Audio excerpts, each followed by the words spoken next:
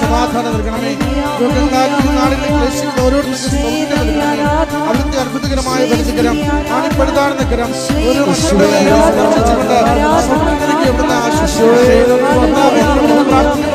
കരുണയായിരിക്കണമേ.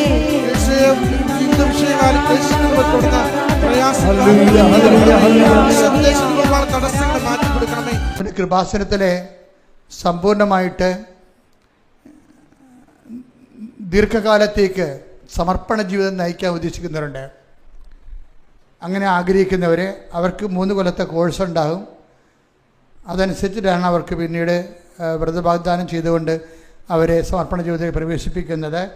അവർ വിളിക്കേണ്ടത് 82 81 29 75 11.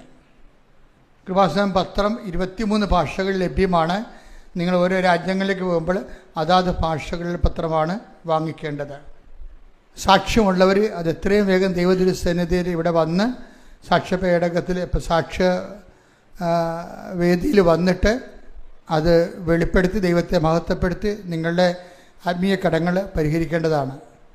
സാക്ഷ്യപ്പെടുത്താത്തത് കൊണ്ട് തന്നെ അനുഗ്രഹം ബ്ലോക്ക് ചെയ്യുന്നവരുണ്ടാകും. കാര്യം ദൈവത്തെ മഹത്വപ്പെടുത്തുക എന്നുള്ളത് റോമ 1:29 അനുസരിച്ച് കൊണ്ട് നമ്മളുടെ ഒരു കടമാണത്, നമ്മുടെ ഒരു ബാധ്യതയാണ്. അപ്പോൾ സാക്ഷ്യം പറയാതിരിക്കരുത്. എന്നെ കാണാൻ ആഗ്രഹിക്കുന്നവർ 94 47 28 54 00 ഈ നമ്പറിൽ വിളിച്ചിട്ട് അച്ഛനുണ്ടെന്ന് ഉറപ്പ് വരുത്തിയിട്ട് വേണം അച്ഛനെ കാണാൻ വേണ്ടി വരണം. അത് ഞങ്ങൾ വന്നപ്പോഴും അച്ഛൻ ഉണ്ടാകുമെന്ന് വിചാരിച്ചു എന്നൊക്കെ പറയരുത്. പിന്നെ വ്യാഴാഴ്ച ഞായറാഴ്ച അച്ഛനെ കാണാൻ ഒരിക്കലും വരരുത്. കാര്യം ആ ദിവസം അച്ഛൻ ആരെയും കണ്ട് പ്രാർത്ഥിക്കുന്ന ദിവസമല്ല. ആവശ്യമില്ലാതെ നമ്മൾ ഉടമ്പടി എടുക്കണമെന്ന് ഞാൻ പറയത്തില്ല. കാര്യം ഉടമ്പടിയെ സംബന്ധിച്ചിടത്തോളം നമ്മൾ ഉടമ്പടിയിലേക്ക് വരുന്നതിന് മുമ്പ് മറ്റെല്ലാ ദൈവ മനുഷ്യ ഇടപാടുകളുമൊക്കെ ഒരു മങ്ങുന്ന സമയത്ത് ആണ് നമ്മൾ ഉടമ്പടിയിലേക്ക് വരുന്നത്. അത് ഓൾറെഡി സഡൻ ആരും ഉടമ്പടിയിലേക്ക് വരേണ്ട കാര്യമില്ല. കാര്യം ഇത് ഹെവി ഡ്യൂട്ടി ആയിട്ടുള്ള ഒരു പ്രോജക്റ്റ് പ്രെയറാണ്. വെറും പ്രെയറല്ല, പദ്ധതി പ്രാർത്ഥന എന്ന് പറയും. ഒരു പ്രത്യേക സുവിശേഷ വിഹിതമായ പദ്ധതി പ്രകാരമുള്ള ഒരു പ്രാർത്ഥനാ രൂപമാണ്. അത് ഉദ്ദേശിക്കുന്നത് ഹെവി ഡ്യൂട്ടി ആയിട്ടുള്ള സബ്ജക്റ്റ് വൈസാണ്. എന്ന് വെച്ച് കഴിഞ്ഞാൽ നമുക്ക് നോട്ട് ബൈ മെറിറ്റിൽ നടക്കാത്ത, അതായത് മെറിറ്റിൽ നടക്കാത്ത കാര്യങ്ങൾ ബൈബിൾ ഉപയോഗിക്കുന്ന പ്രധാനപ്പെട്ട ടെർമിനോളജി ഫോർമുലയാണ് not by merit but by grace. അതായത് നമ്മളുടെ ബുദ്ധി, ശക്തി, അനുഭവ പാരമ്പര്യം, നമ്മുടെ യുക്തി, നമ്മുടെ സ്വാധീനം, നമ്മുടെ കപ്പാസിറ്റി. അപ്പോൾ നമ്മളെല്ലാ മനുഷ്യരിൽ നിന്ന് എന്താണ് ചെയ്യണത്? എല്ലാവരുടെയും അധ്വാനത്തിൻ്റെ പരിശ്രമങ്ങളുടെ നോക്കിക്കഴിഞ്ഞാൽ എല്ലാ പരിശ്രമങ്ങളുടെയും പിന്നിലുള്ള എന്താണ്? മെറിറ്റുകൾ വർദ്ധിക്കുക എന്നാണ് ഉദ്ദേശിക്കുന്നത്, അല്ലേ? നമ്മളെന്തിനാണ് പഠിക്കണത്? നമ്മുടെ മെറിറ്റ്, നമ്മുടെ യോഗ്യത കൂട്ടാനാണ്. ഇപ്പോൾ ഒരു എൻജിനീയറിങ് കഴിഞ്ഞിട്ട് പിന്നീട് ചില ആൾക്കാർ ചില സബ്ജക്റ്റ് വൈസ് ഒരു ക്രാഷ് കോഴ്സിന് പോകും. എന്താ കാര്യം? അവരുടെ അപ്ഡേറ്റ് ആക്കാൻ വേണ്ടി പോവുകയാണ്, അപ്ഡേഷൻസ്. ഇപ്പോൾ പുതിയ പുതിയ കോഴ്സ് പഠിച്ച് പുതിയ അപ്ഡേഷനിലേക്ക് പോകുന്നവരും ബേസിക്കായിട്ട് ചെയ്യണത് എന്താണ്? അവരുടെ മെറിറ്റ് വർദ്ധിപ്പിക്കുക, കപ്പാസിറ്റി കൂട്ടുകയാണ്. അപ്പോൾ ഇത് സ്വാഭാവികമായി നടക്കുന്ന കാര്യങ്ങളാണ്. അതിന് ദൈവത്തിൻ്റെ ഒരു ബ്ലെസ്സിങ്സ് മാത്രം മതി. ചിലർ ബ്ലെസ്സിങ്സിൽ ആശ്രയിക്കും, ചിലർ അവരുടെ കഴിവിൽ തന്നെ ദൈവത്തെ മാറ്റി നിർത്തിയിട്ട് അവരുടെ കഴിവിൽ തന്നെ ആശ്രയിക്കും. അതിന് തെറ്റൊന്നുമില്ല. അവരുടെ കഴിവിൽ ആശ്രയിക്കുന്ന ആൾക്കാരുണ്ട്. നിരീശ്വരരായിട്ട് ദൈവത്തെ വിശ്വസിക്കാത്ത ആൾക്കാരില്ലേ, അപ്പോൾ അവരുടെ കഴിവിലാണ് ആശ്രയിക്കുന്നത്. പക്ഷെ അവർക്ക് അറിയത്തില്ല ഈ കഴിവ് ആദ്യമേ നമുക്ക് നമ്മളുടെ മെറിറ്റ് എന്ന് പറയുന്നതിൻ്റെ ബേസ്മെൻ്റ് എന്ന് പറയുന്നത് ദൈവം അത് ജനറ്റിക്കൽ ബ്ലെസ്സിങ്സ് എന്ന് പറയും. അതാണ് നമ്മുടെ മെറിറ്റ് എന്ന് പറയുന്നത്. ജനറ്റിക്കൽ ബ്ലെസ്സിങ്സ് എന്ന് പറയുന്നത് എന്താ? ജനിതകമായി ഉള്ള നമ്മുടെ യോഗ്യതകൾ. ചില ആൾക്കാർക്ക് നല്ല ബുദ്ധി ഉണ്ടാവും അല്ലേ, നല്ല ബുദ്ധി ഉണ്ടാവും. ചിലരുടെ മാതാപിതാക്കന്മാർ നല്ല ഹൈലി എഡ്യൂക്കേറ്റഡ് ആയത് കാരണം അവർ കുഞ്ഞുങ്ങളെയും അതേ രീതിയിൽ പഠിപ്പിക്കുകയൊക്കെ ചെയ്യുന്ന കാരണം അവർക്കൊരു ബേസിക് ആയിട്ടുള്ള കപ്പാസിറ്റി ഉണ്ട്. ഈ ലോകത്തിലെ ആൾക്കാർ ബേസിക് മെറിറ്റുകൾ ഉണ്ടാകുന്നത് മുഴുവനും ജനറ്റിക്കൽ ബ്ലെസ്സിങ്സിൻ്റെ ഭാഗമാണ്. അതെപ്പോഴും നമ്മൾ മനസ്സിലാക്കണം. ബുദ്ധിയുള്ളവരത് മനസ്സിലാക്കണം. ദൈവം മനുഷ്യനെ സൃഷ്ടിച്ചപ്പോൾ തന്നെ എന്താ പറഞ്ഞത്? സന്താന പുഷ്ടിയുള്ളവരായി പെരുകി ഭൂമിയെ കീഴടക്കാൻ പറഞ്ഞിട്ടാണ് ബ്ലെസ്സിങ് ചെയ്യണത്. അപ്പോൾ ഭൂമി എന്ന് പറയുമ്പോൾ ഇത് നമ്മുടെ മുമ്പിലുള്ള സൃഷ്ടപ്രപഞ്ചത്തെ നമുക്ക് എന്തിനുള്ളതാണ്? ഇപ്പോൾ നമ്മൾ ബഹിരാകാശത്ത് പോയാലും റെക്കോർഡിട്ടാലും ഇത് ജനറ്റിക്കൽ ബ്ലെസ്സിങ്ങിലുള്ളതാണത്. നിങ്ങൾ നാളെ ചൊവ്വയിൽ പോയാലും ശാസ്ത്രമാണെന്നൊരു കാര്യമില്ല. ആ ശാസ്ത്രത്തിൻ്റെ ബ്ലെസ്സിങ്സ് ആദ്യമേ കൊടുത്തിട്ടുണ്ട്. എന്താണ്? സന്താന പുഷ്ടി. Take the word of God. സ്തുതിക്കട്ടെ. ഹല്ലേലൂയ, യേശുവേ നന്ദി, യേശുവേ ആരാധന, ആരാധന, ആരാധന. യേശുവേ നന്ദി, മഹത്വം, മഹത്വം, മഹത്വം, മഹത്വം, മഹത്വം. ഹല്ലേലൂയ, ഹല്ലേലൂയ, ഹല്ലേലൂയ, ഹല്ലേലൂയ, ഹല്ലേലൂയ. യേശുവേ നന്ദി, ഹല്ലേലൂയ. ഉൽപ്പത്തി 1:28. ദൈവം അവരെ ഇങ്ങനെ അനുഗ്രഹിച്ചു: സന്താന പുഷ്ടിയുള്ളവരായി പെരുകുവിൻ, ഭൂമിയിൽ നിറഞ്ഞ് അതിനെ കീഴടക്കുവിൻ. അതാണ് സംഭവം. ഉൽപ്പത്തി 1:28. അതാണ് ജനറ്റിക്കൽ ബ്ലെസ്സിങ് എന്ന് പറയുന്നത്. അപ്പം അതിന് ഒരു വിശ്വാസിയാകണം നിർബന്ധമില്ല. നിരീശ്വരനായാലും ദൈവത്തെ വിശ്വസിച്ചില്ലെങ്കിൽ നിർമ്മതക്കാരനായാലും it is there. Genetical blessings ഉണ്ട്. ചില ആൾക്കാർ അതിൽ പക്ഷേ ജനറ്റിക്കൽ ബ്ലെസ്സിങ്സിന് ഉണ്ടാകുന്ന ചില പരിമിതികളുണ്ട്. ഈ പരിമിതികളെയാണ് ബൈബിൾ പിന്നീട് അഡ്രസ്സ് ചെയ്യണത്. ജനറ്റിക്കൽ ബ്ലെസ്സിങ്സിന് ജനിതകമായിട്ടുള്ള ഈ അനുഗ്രഹത്തിനും അത് നമ്മുടെ ബുദ്ധിയിലും ശക്തിയിലുമൊക്കെ ആശ്രയിച്ചതാണെങ്കിലും ബുദ്ധിക്കും ശക്തിക്കും അപ്പുറത്ത് ചില സമയത്ത് നമുക്ക് ജീവിതത്തിൽ കുറേ ചലഞ്ചസ് വരും. ഇതിനാണ് ഞാൻ ഹെവി ഡ്യൂട്ടി എന്ന് ആദ്യം പറഞ്ഞത്. ഹെവി ഡ്യൂട്ടി എന്ന് വെച്ച് കഴിഞ്ഞാൽ സാധാരണ ഓർഡിനറി അല്ലാത്തതിനേക്കാൾ ഭാരപ്പെട്ട കാര്യങ്ങൾ. ഈ ഭാരപ്പെട്ട കാര്യങ്ങളിലാണ് not by merit but by grace എന്നും പറഞ്ഞ് ബൈബിൾ വേറെ ഫോർമുല വെക്കണത്. ഉടമ്പടി ടാർഗറ്റ് ചെയ്യണതും അത് വർക്ക് ചെയ്യണതും ഈ ഫോർമുലയിലാണ്. എന്താണ്? Not by merit. അത് വേണം ഒന്നുകൂടി ആവചനം എടുക്കാം. എഫെസ്യസ് 2:8. ശ്രുതികട്ടെ. ഹല്ലേലൂയ, ഹല്ലേലൂയ, ഹല്ലേലൂയ, ഹല്ലേലൂയ. യേശുവേ നന്ദി, യേശുവേ ആരാധന, ആരാധന. ഹല്ലേലൂയ, ഹല്ലേലൂയ, ഹല്ലേലൂയ, ഹല്ലേലൂയ. യേശുവേ മഹത്വം, മഹത്വം, മഹത്വം, മഹത്വം. അപ്പോൾ ഇത് വളരെ സീരിയസ് ആയിട്ട് മനസ്സിലാക്കേണ്ട ഫോർമുലയാണ്. എന്താണ്? അത് വിശ്വാസം വഴി പറഞ്ഞ് വിശ്വാസം വഴി കൃപയാലാണ് നിങ്ങൾ രക്ഷിക്കപ്പെട്ടത്. അപ്പോൾ ഡെലിവറൻസ് വരണതും റിഡംഷൻ വരണതും എല്ലാം എന്താണ്? ചില സമയത്ത് ഹെവി ഡ്യൂട്ടിയാണ്, കൃപയാലാണ്. എന്താണ്? അത് നിങ്ങൾ നേടിയെടുത്തതല്ല, ആർജിതമല്ല. അത് നിങ്ങൾ ആർജിച്ചെടുക്കണതല്ല. നമ്മുടെ എഡ്യൂക്കേഷൻ നമ്മൾ ആർജിച്ചെടുക്കണമാണല്ലേ. MBA ഒക്കെ എടുക്കണത്, MA എടുത്തിട്ട് MBA എടുക്കും, PhD എടുക്കും. അതെല്ലാം ആർജിച്ചെടുക്കണതാണ്. അപ്പം അത് നിങ്ങൾ നേടിയെടുത്തതല്ല. എന്താണ്? വിശ്വാസം വഴി കൃപയാലാണ്. പറഞ്ഞ് വിശ്വാസം വഴി കൃപയാലാണ് നിങ്ങൾ രക്ഷിക്കപ്പെട്ടത്. ഇനി എന്താ പറഞ്ഞത്? ഈ കൃപയെക്കുറിച്ച് എന്താ പറഞ്ഞത്? കൃപ എന്താണ്? അത് പറഞ്ഞ് അത് നിങ്ങൾ നേടിയെടുത്തതല്ല. ട്രയൽ ആൻഡ് എറർ വെച്ചുകൊണ്ട് അല്ലെങ്കിൽ ട്രെയിനിങ് വെച്ചുകൊണ്ട് നിങ്ങൾ ആർജിച്ചെടുത്തതല്ല. പിന്നെ എന്താ? എങ്ങനെ എടുത്തതാണ്? ദൈവത്തിൻ്റെ ദാനമാണ്. അത് ദൈവത്തിൻ്റെ ദാനമാണ്. ഇപ്പം കൃപ എന്ന് പറയുന്ന വിഷയമാണ് ഇന്ധനമായിട്ട് ഇവിടെ ഉപയോഗിക്കുന്നത്. ഉടമ്പടിയിൽ ഉപയോഗിക്കുന്നത് ഇന്ധനം എന്ന് പറയുന്നത് കൃപയാണ്. അപ്പോൾ കൃപ എന്താണെന്ന് നിങ്ങൾ അറിയണം. ഇത് വ്യക്തമായിട്ട് നിങ്ങൾ കൃപ എന്ന് പറയുന്നത് ബ്ലെസ്സിങ്സിനാണ് പറയണത്. Blessings is not grace. Grace and blessings are different. Blessings എന്ന് പറഞ്ഞാൽ എന്താണ്? അത് ഞാൻ എപ്പോഴും നിങ്ങളോട് പറയും. ഇതിൻ്റെ എന്താണ്, പുതിയ ആൾക്കാർ എല്ലാ ദിവസവും ഉണ്ട് ധ്യാനത്തിന്. അപ്പോൾ അവർക്ക് പഴയ ക്ലാസ്സുകൾ അറിയത്തില്ല. അതുകൊണ്ട് ഞാൻ പഴയ കാര്യങ്ങൾ വീണ്ടും എടുത്തിട്ട് ഇത് ഒത്തിരി പ്രാവശ്യം ആൾക്കാർ കേട്ട് കാണുന്ന കാര്യമാണിത്. പക്ഷേ ഞാനിത് വീണ്ടും പറയണതിൻ്റെ കാര്യം, പുതിയ ആൾക്കാർ ശ്രദ്ധിക്കണം. ഉടമ്പടി എന്താണ്, ബ്ലെസ്സിങ്സ് എന്താണ്, കൃപ എന്താണ്, നമ്മൾ എവിടെയാണ് ഇന്ന് നിക്ഷേപിക്കണത്, നമ്മൾ ഇതിൻ്റെ മൂവ്മെൻറ്റ്, ഇതിൻ്റെ ഓരോ ഘടകങ്ങളുടെ ഇൻവെസ്റ്റ്മെൻറ്റ് മോഡ് എന്താണെന്നൊക്കെ വ്യക്തമായിട്ട് നിങ്ങൾ അറിഞ്ഞാൽ മാത്രമേ ഇതുകൊണ്ട് അല്ലെങ്കിൽ നിങ്ങൾ സാധാരണ ആൾക്കാരെ പോലെ ആൾക്കാരെന്ത് മതം പ്രാർത്ഥനകൾ, എന്തെല്ലാം പ്രാർത്ഥനാ രൂപങ്ങളുണ്ട്, അതുപോലെ ഇതും ഒരു പ്രാർത്ഥനയായിട്ട് നിങ്ങൾ റെഡ്യൂസ് ചെയ്ത് കളയും. ഇപ്പം ശാസ്ത്രീയമായിട്ടുള്ള മ്യൂസിക് അറിയാൻ പാടില്ലാത്തവർ എന്ത് ചെയ്യും? ശാസ്ത്രീയ മ്യൂസിക് കൊടുത്താലും അവർ നാടൻ പാട്ടായിട്ട് പാടും. അതാണ് പ്രശ്നം. ഇപ്പം ശാസ്ത്രീയ മ്യൂസിക് അറിയാൻ പാടില്ലാത്തവരെ സംബന്ധിച്ചിടത്തോളം അവർക്ക് ശാസ്ത്രീയമായൊരു പാട്ട് കൊടുത്താൽ അവരെന്ത് ചെയ്യും? അത് പാടി നാടൻ പാട്ടാക്കി കളയവർ. അതുപോലെ തന്നെ ഉടമ്പടിയെക്കുറിച്ച് അതിൻ്റെ വ്യക്തത അറിയാൻ പാടില്ലെങ്കിൽ അത് അവർ സാധാരണ ചെയ്തൊരു നൊവേനയ്ക്ക് കളയവർ. ഇത് ഭയങ്കര ഉടമ്പടിയുടെ ഏറ്റവും വലിയ അപകടമാണ്. ഇത് വന്നത് കൂടുതലും വരണത് പ്രായമായവരിൽ. അതുകൊണ്ട് പ്രായമായവരെ കൊണ്ട് ഉടമ്പടി എടുപ്പിക്കാത്തതിൻ്റെ കാരണം അതാണ്. നിങ്ങളാരും അതിൻ്റെ അകത്ത് മുഷിയേണ്ട കാര്യമില്ല.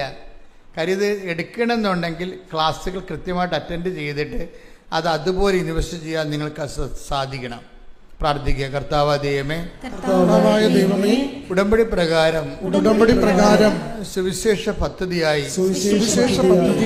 എൻ്റെ ആധ്യാത്മികതയെ പരിവർത്തനം ചെയ്യാൻ എന്നെ അനുഗ്രഹിക്കണമേ. ശ്രുതികട ഹല്ലേലൂയ.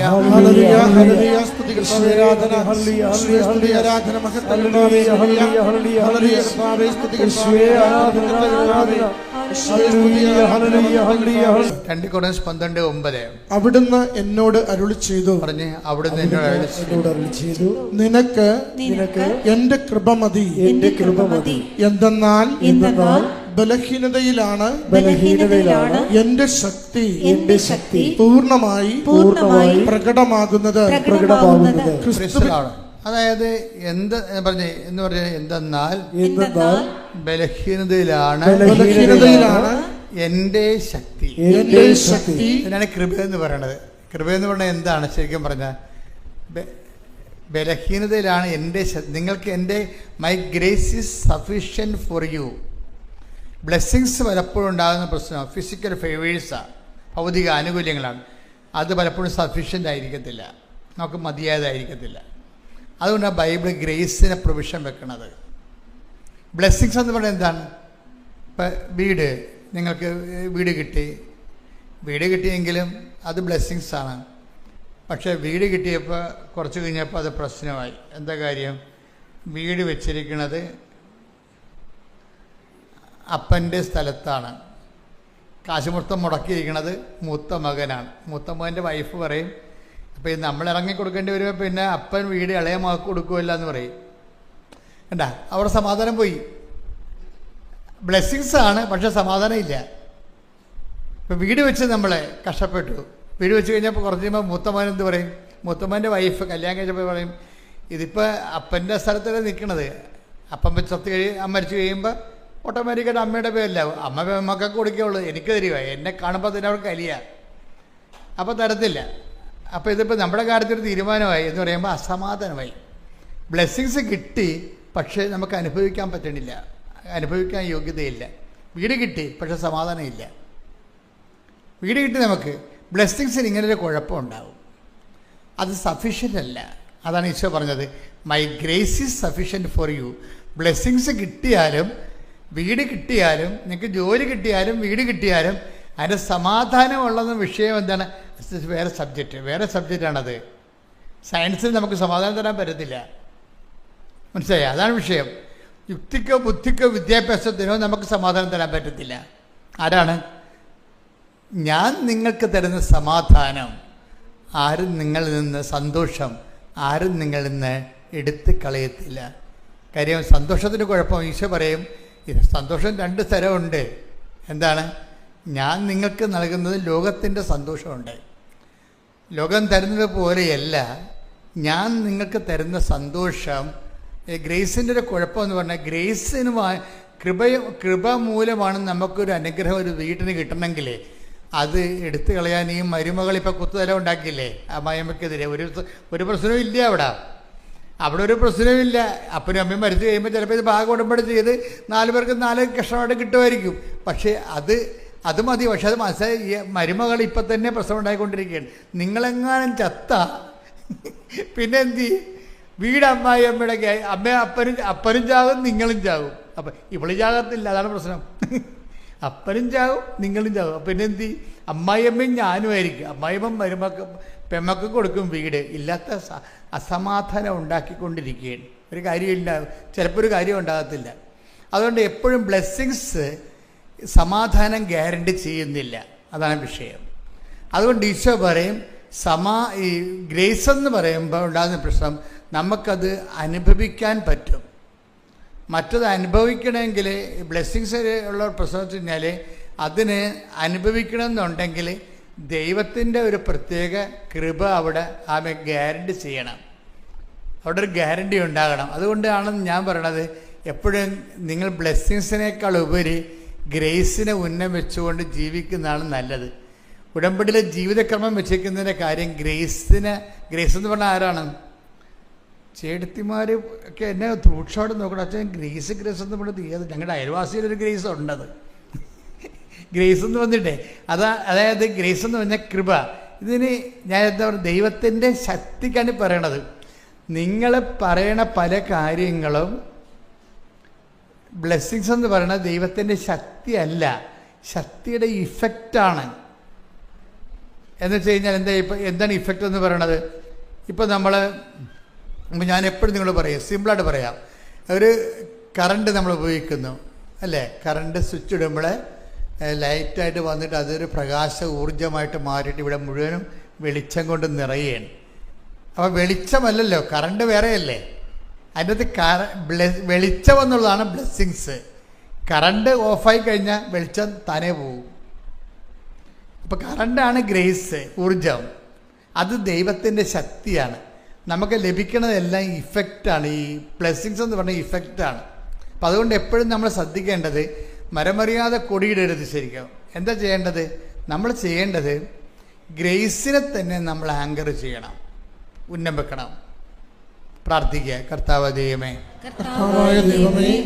നിന്റെ ശക്തി എന്നിലേക്ക് ആവശ്യിക്കാൻ വേണ്ടി എന്റെ നിലവിലുള്ള സാഹചര്യത്തിന്റെ പരാധീനതകള് നിന്റെ നാമത്തിൽ ഞാൻ എടുക്കുകയും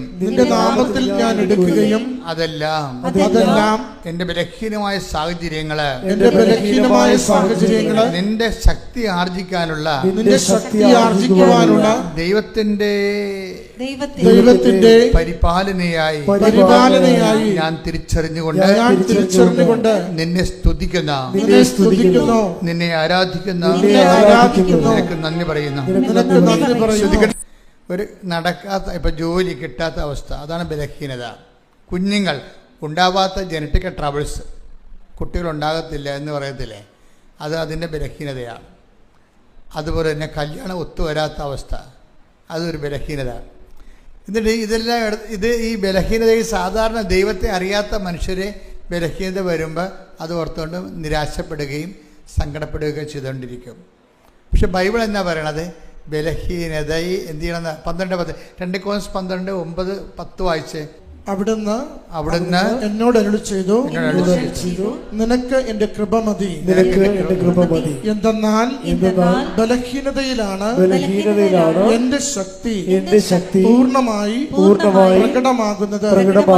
ക്രിസ്തുവിന്റെ ശക്തി എന്റെ മേൽ ആവശ്യിക്കേണ്ടതിന് ഞാൻ പൂർവാധികം സന്തോഷത്തോടെ എന്റെ ബലഹീനതയെ കുറിച്ച് പ്രശംസിക്കും. അതുകൊണ്ട് അതായത് ക്രിസ്തുവിൻ്റെ ശക്തി. ഇപ്പം നമ്മൾ ബലഹീനമായ സാഹചര്യങ്ങൾ, വിവാഹത്ത് വരുന്നില്ല, പറമ്പ് വിൽക്കണില്ല, ഇല്ലേ, പറമ്പ് വിൽക്കാൻ പറ്റണില്ല, ജപ്തി വരാൻ പോകുന്നു, ഇതെല്ലാം നമ്മൾ ബലഹീനമാക്കുന്നുണ്ട്, നമ്മൾ ഉറക്കം കെടുത്തുന്നുണ്ട് അല്ലേ. അപ്പോൾ ഇങ്ങനെയുള്ള സാഹചര്യങ്ങൾ എന്തിനാണ്?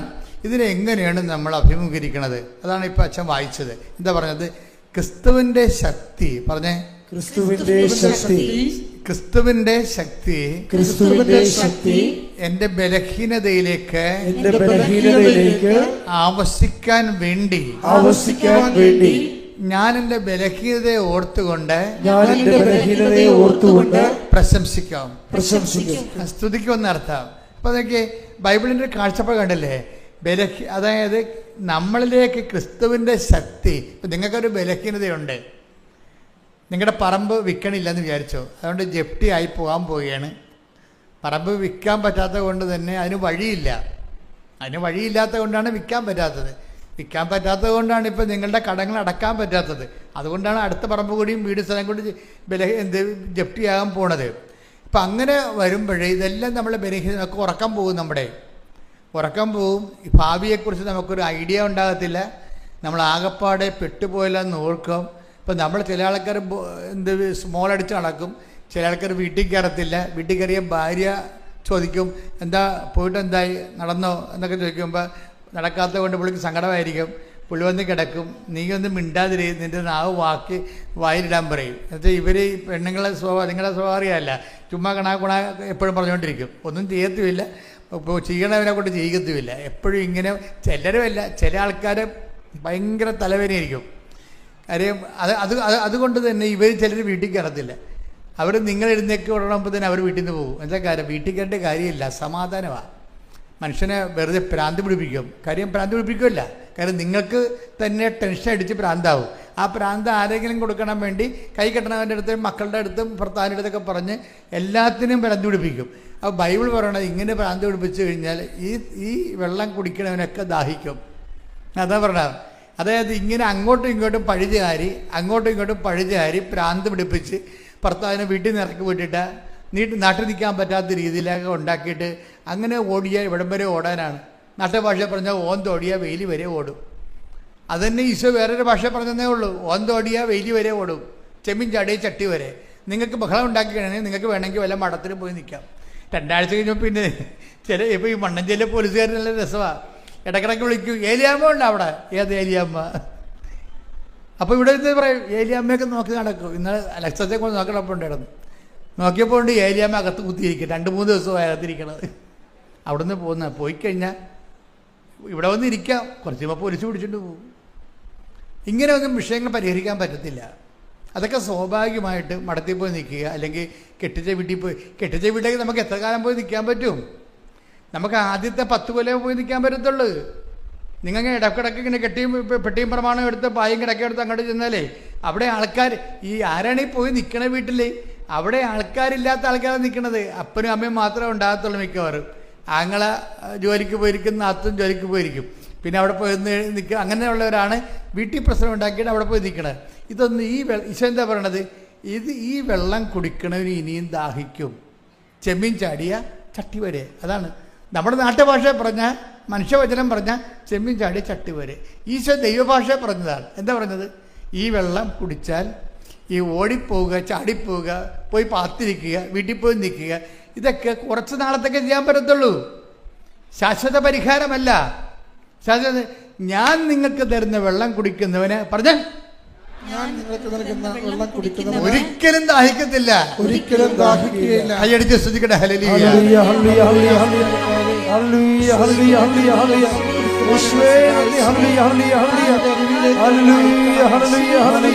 പ്രിസലാണ്. അപ്പം നാളെയും പോയി വീട്ടിൽ നിൽക്കേണ്ടി വരുമെന്ന് പറഞ്ഞു. ഇപ്പം വീട്ടിൽ പോയി നിൽക്കുന്നത് കൊണ്ടാണ് ഈ പ്രശ്നം പരിഹരിക്കാൻ പോകുന്നത്. ആ വെള്ളമൊക്കെ കുടിക്കണമെന്നുണ്ടെങ്കിൽ 2 കൊല്ലം കഴിയുമ്പോൾ പിന്നെയും പോയി വീട്ടിൽ നിൽക്കേണ്ടി വരും. ചില ആൾക്കാർ ഇറങ്ങിപ്പോകത്തില്ലേ? ഇവിടെ വരും, അപ്പനെ കണ്ടില്ല 31 ദിവസമായി. ഞാൻ പറഞ്ഞ് പോലീസ് അറിയിച്ച് പേപ്പറിലും കൊടുത്തു തന്നു. പോലീസ് അരച്ച പേപ്പർ ഞാൻ ചോദിച്ചു, അപ്പൻ ഇതുക്ക് മുമ്പ് പോയിട്ടുണ്ടാ? ഇതുക്ക് മുമ്പ് എൻ്റെ കല്യാണത്തിന് മുമ്പ് പോയിട്ടുണ്ടെന്ന് പറഞ്ഞു. ഞാൻ പോയി ഇനിയും പോകും, ഈ വെള്ളം കുടിക്കണവന് ഇനിയും ദാഹിക്കും. അതാ സംഭവം. അപ്പനെ കാണാനില്ലെന്ന് പറഞ്ഞാൽ വന്നത്, അല്ലെങ്കിൽ ഭർത്താവിനെ കാണാനില്ലെന്ന് പറഞ്ഞാൽ വരണത്. വരുമ്പോൾ ഞാൻ ചോദിക്കണത് എന്താ വെച്ച് കഴിഞ്ഞാൽ, ഭർത്താവ് ഇതുക്ക് മുമ്പ് പോയിട്ടുണ്ടെന്ന് ചോദിച്ചു. എൻ്റെ കല്യാണത്തിന് മുമ്പ് പോയിട്ടുണ്ടെന്ന് പറയും. ഞാൻ പറഞ്ഞു ഇനിയും പോകാൻ സാധ്യതയുണ്ട്. എന്താ കാര്യം? ഈ വെള്ളം കുടിക്കണവന് ഇനിയും ദാഹിക്കും. അതാ കർത്താവ് പറഞ്ഞത്. കാര്യം നമ്മൾ ഇരുട്ട് കൊണ്ട് ഊട്ടടച്ചിട്ട് കാര്യമില്ല. ഇപ്പം കണ്ണടച്ചിട്ട് ഇരുട്ടാക്കുക, ഇരുട്ട് കൊണ്ട് ഊട്ടയടക്കുക. ഒരു പ്രശ്നം പരിഹരിക്കണത് നാട് വിട്ടാണ് പരിഹരിക്കണത്. നാട് വിട്ട് പ്രശ്നം പരിഹരിക്കാൻ പോയാൽ ജീവിതകാലം മുഴുവൻ നാട് വിട്ട് പോകേണ്ടി വരും. വീട് വിട്ടാണ് പ്രശ്നം പരിഹരിക്കാൻ പോകണമെങ്കിൽ ജീവിതകാലം മുഴുവൻ നിങ്ങൾ വീട് വിട്ട് പോകേണ്ടി വരും. അതുകൊണ്ട് ഈശോ എന്താ പറയണത്? എന്നെക്കൊണ്ട് പ്രശ്നം പരിഹരിക്കണം. ഈ വെള്ളം കുടിക്കണവന് ഒരിക്കലും ദാഹിക്കത്തില്ല. അപ്പം എന്താ പ്രശ്നം വെച്ച് കഴിഞ്ഞാൽ, നിങ്ങൾ ആധ്യാത്മികതയെ ഒരു ആത്മീയ നടപടി പ്രാർത്ഥനാ രൂപമായിട്ട് എടുക്കരുത്. ഇത് വളരെ ദൈവമായിട്ട് കാതലായ വിധത്തിൽ ദൈവിക ഊർജം, നമ്മൾ വൈദ്യുത ഊർജം എന്ന് പറഞ്ഞ പോലെ ദൈവിക ഊർജവുമായിട്ട് ഡയറക്റ്റ് ബന്ധപ്പെടുന്ന ഒരു മെത്തേഡാണ് ഈ ഉടമ്പടി എന്ന് പറയണത്. നമ്മൾ അവിടെ ഉപയോഗിക്കുന്ന കുറേ മെത്തേഡുണ്ട്. പ്രെയർ 20% ഉപയോഗിക്കണം അതിൻ്റെ അകത്ത്. ബാക്കിയെല്ലാം എന്താണ്? ദൈവവചനം അനുസരിച്ച് പ്രവർത്തിക്കുകയാണ്. കർത്താവ് എന്താ പറഞ്ഞത്?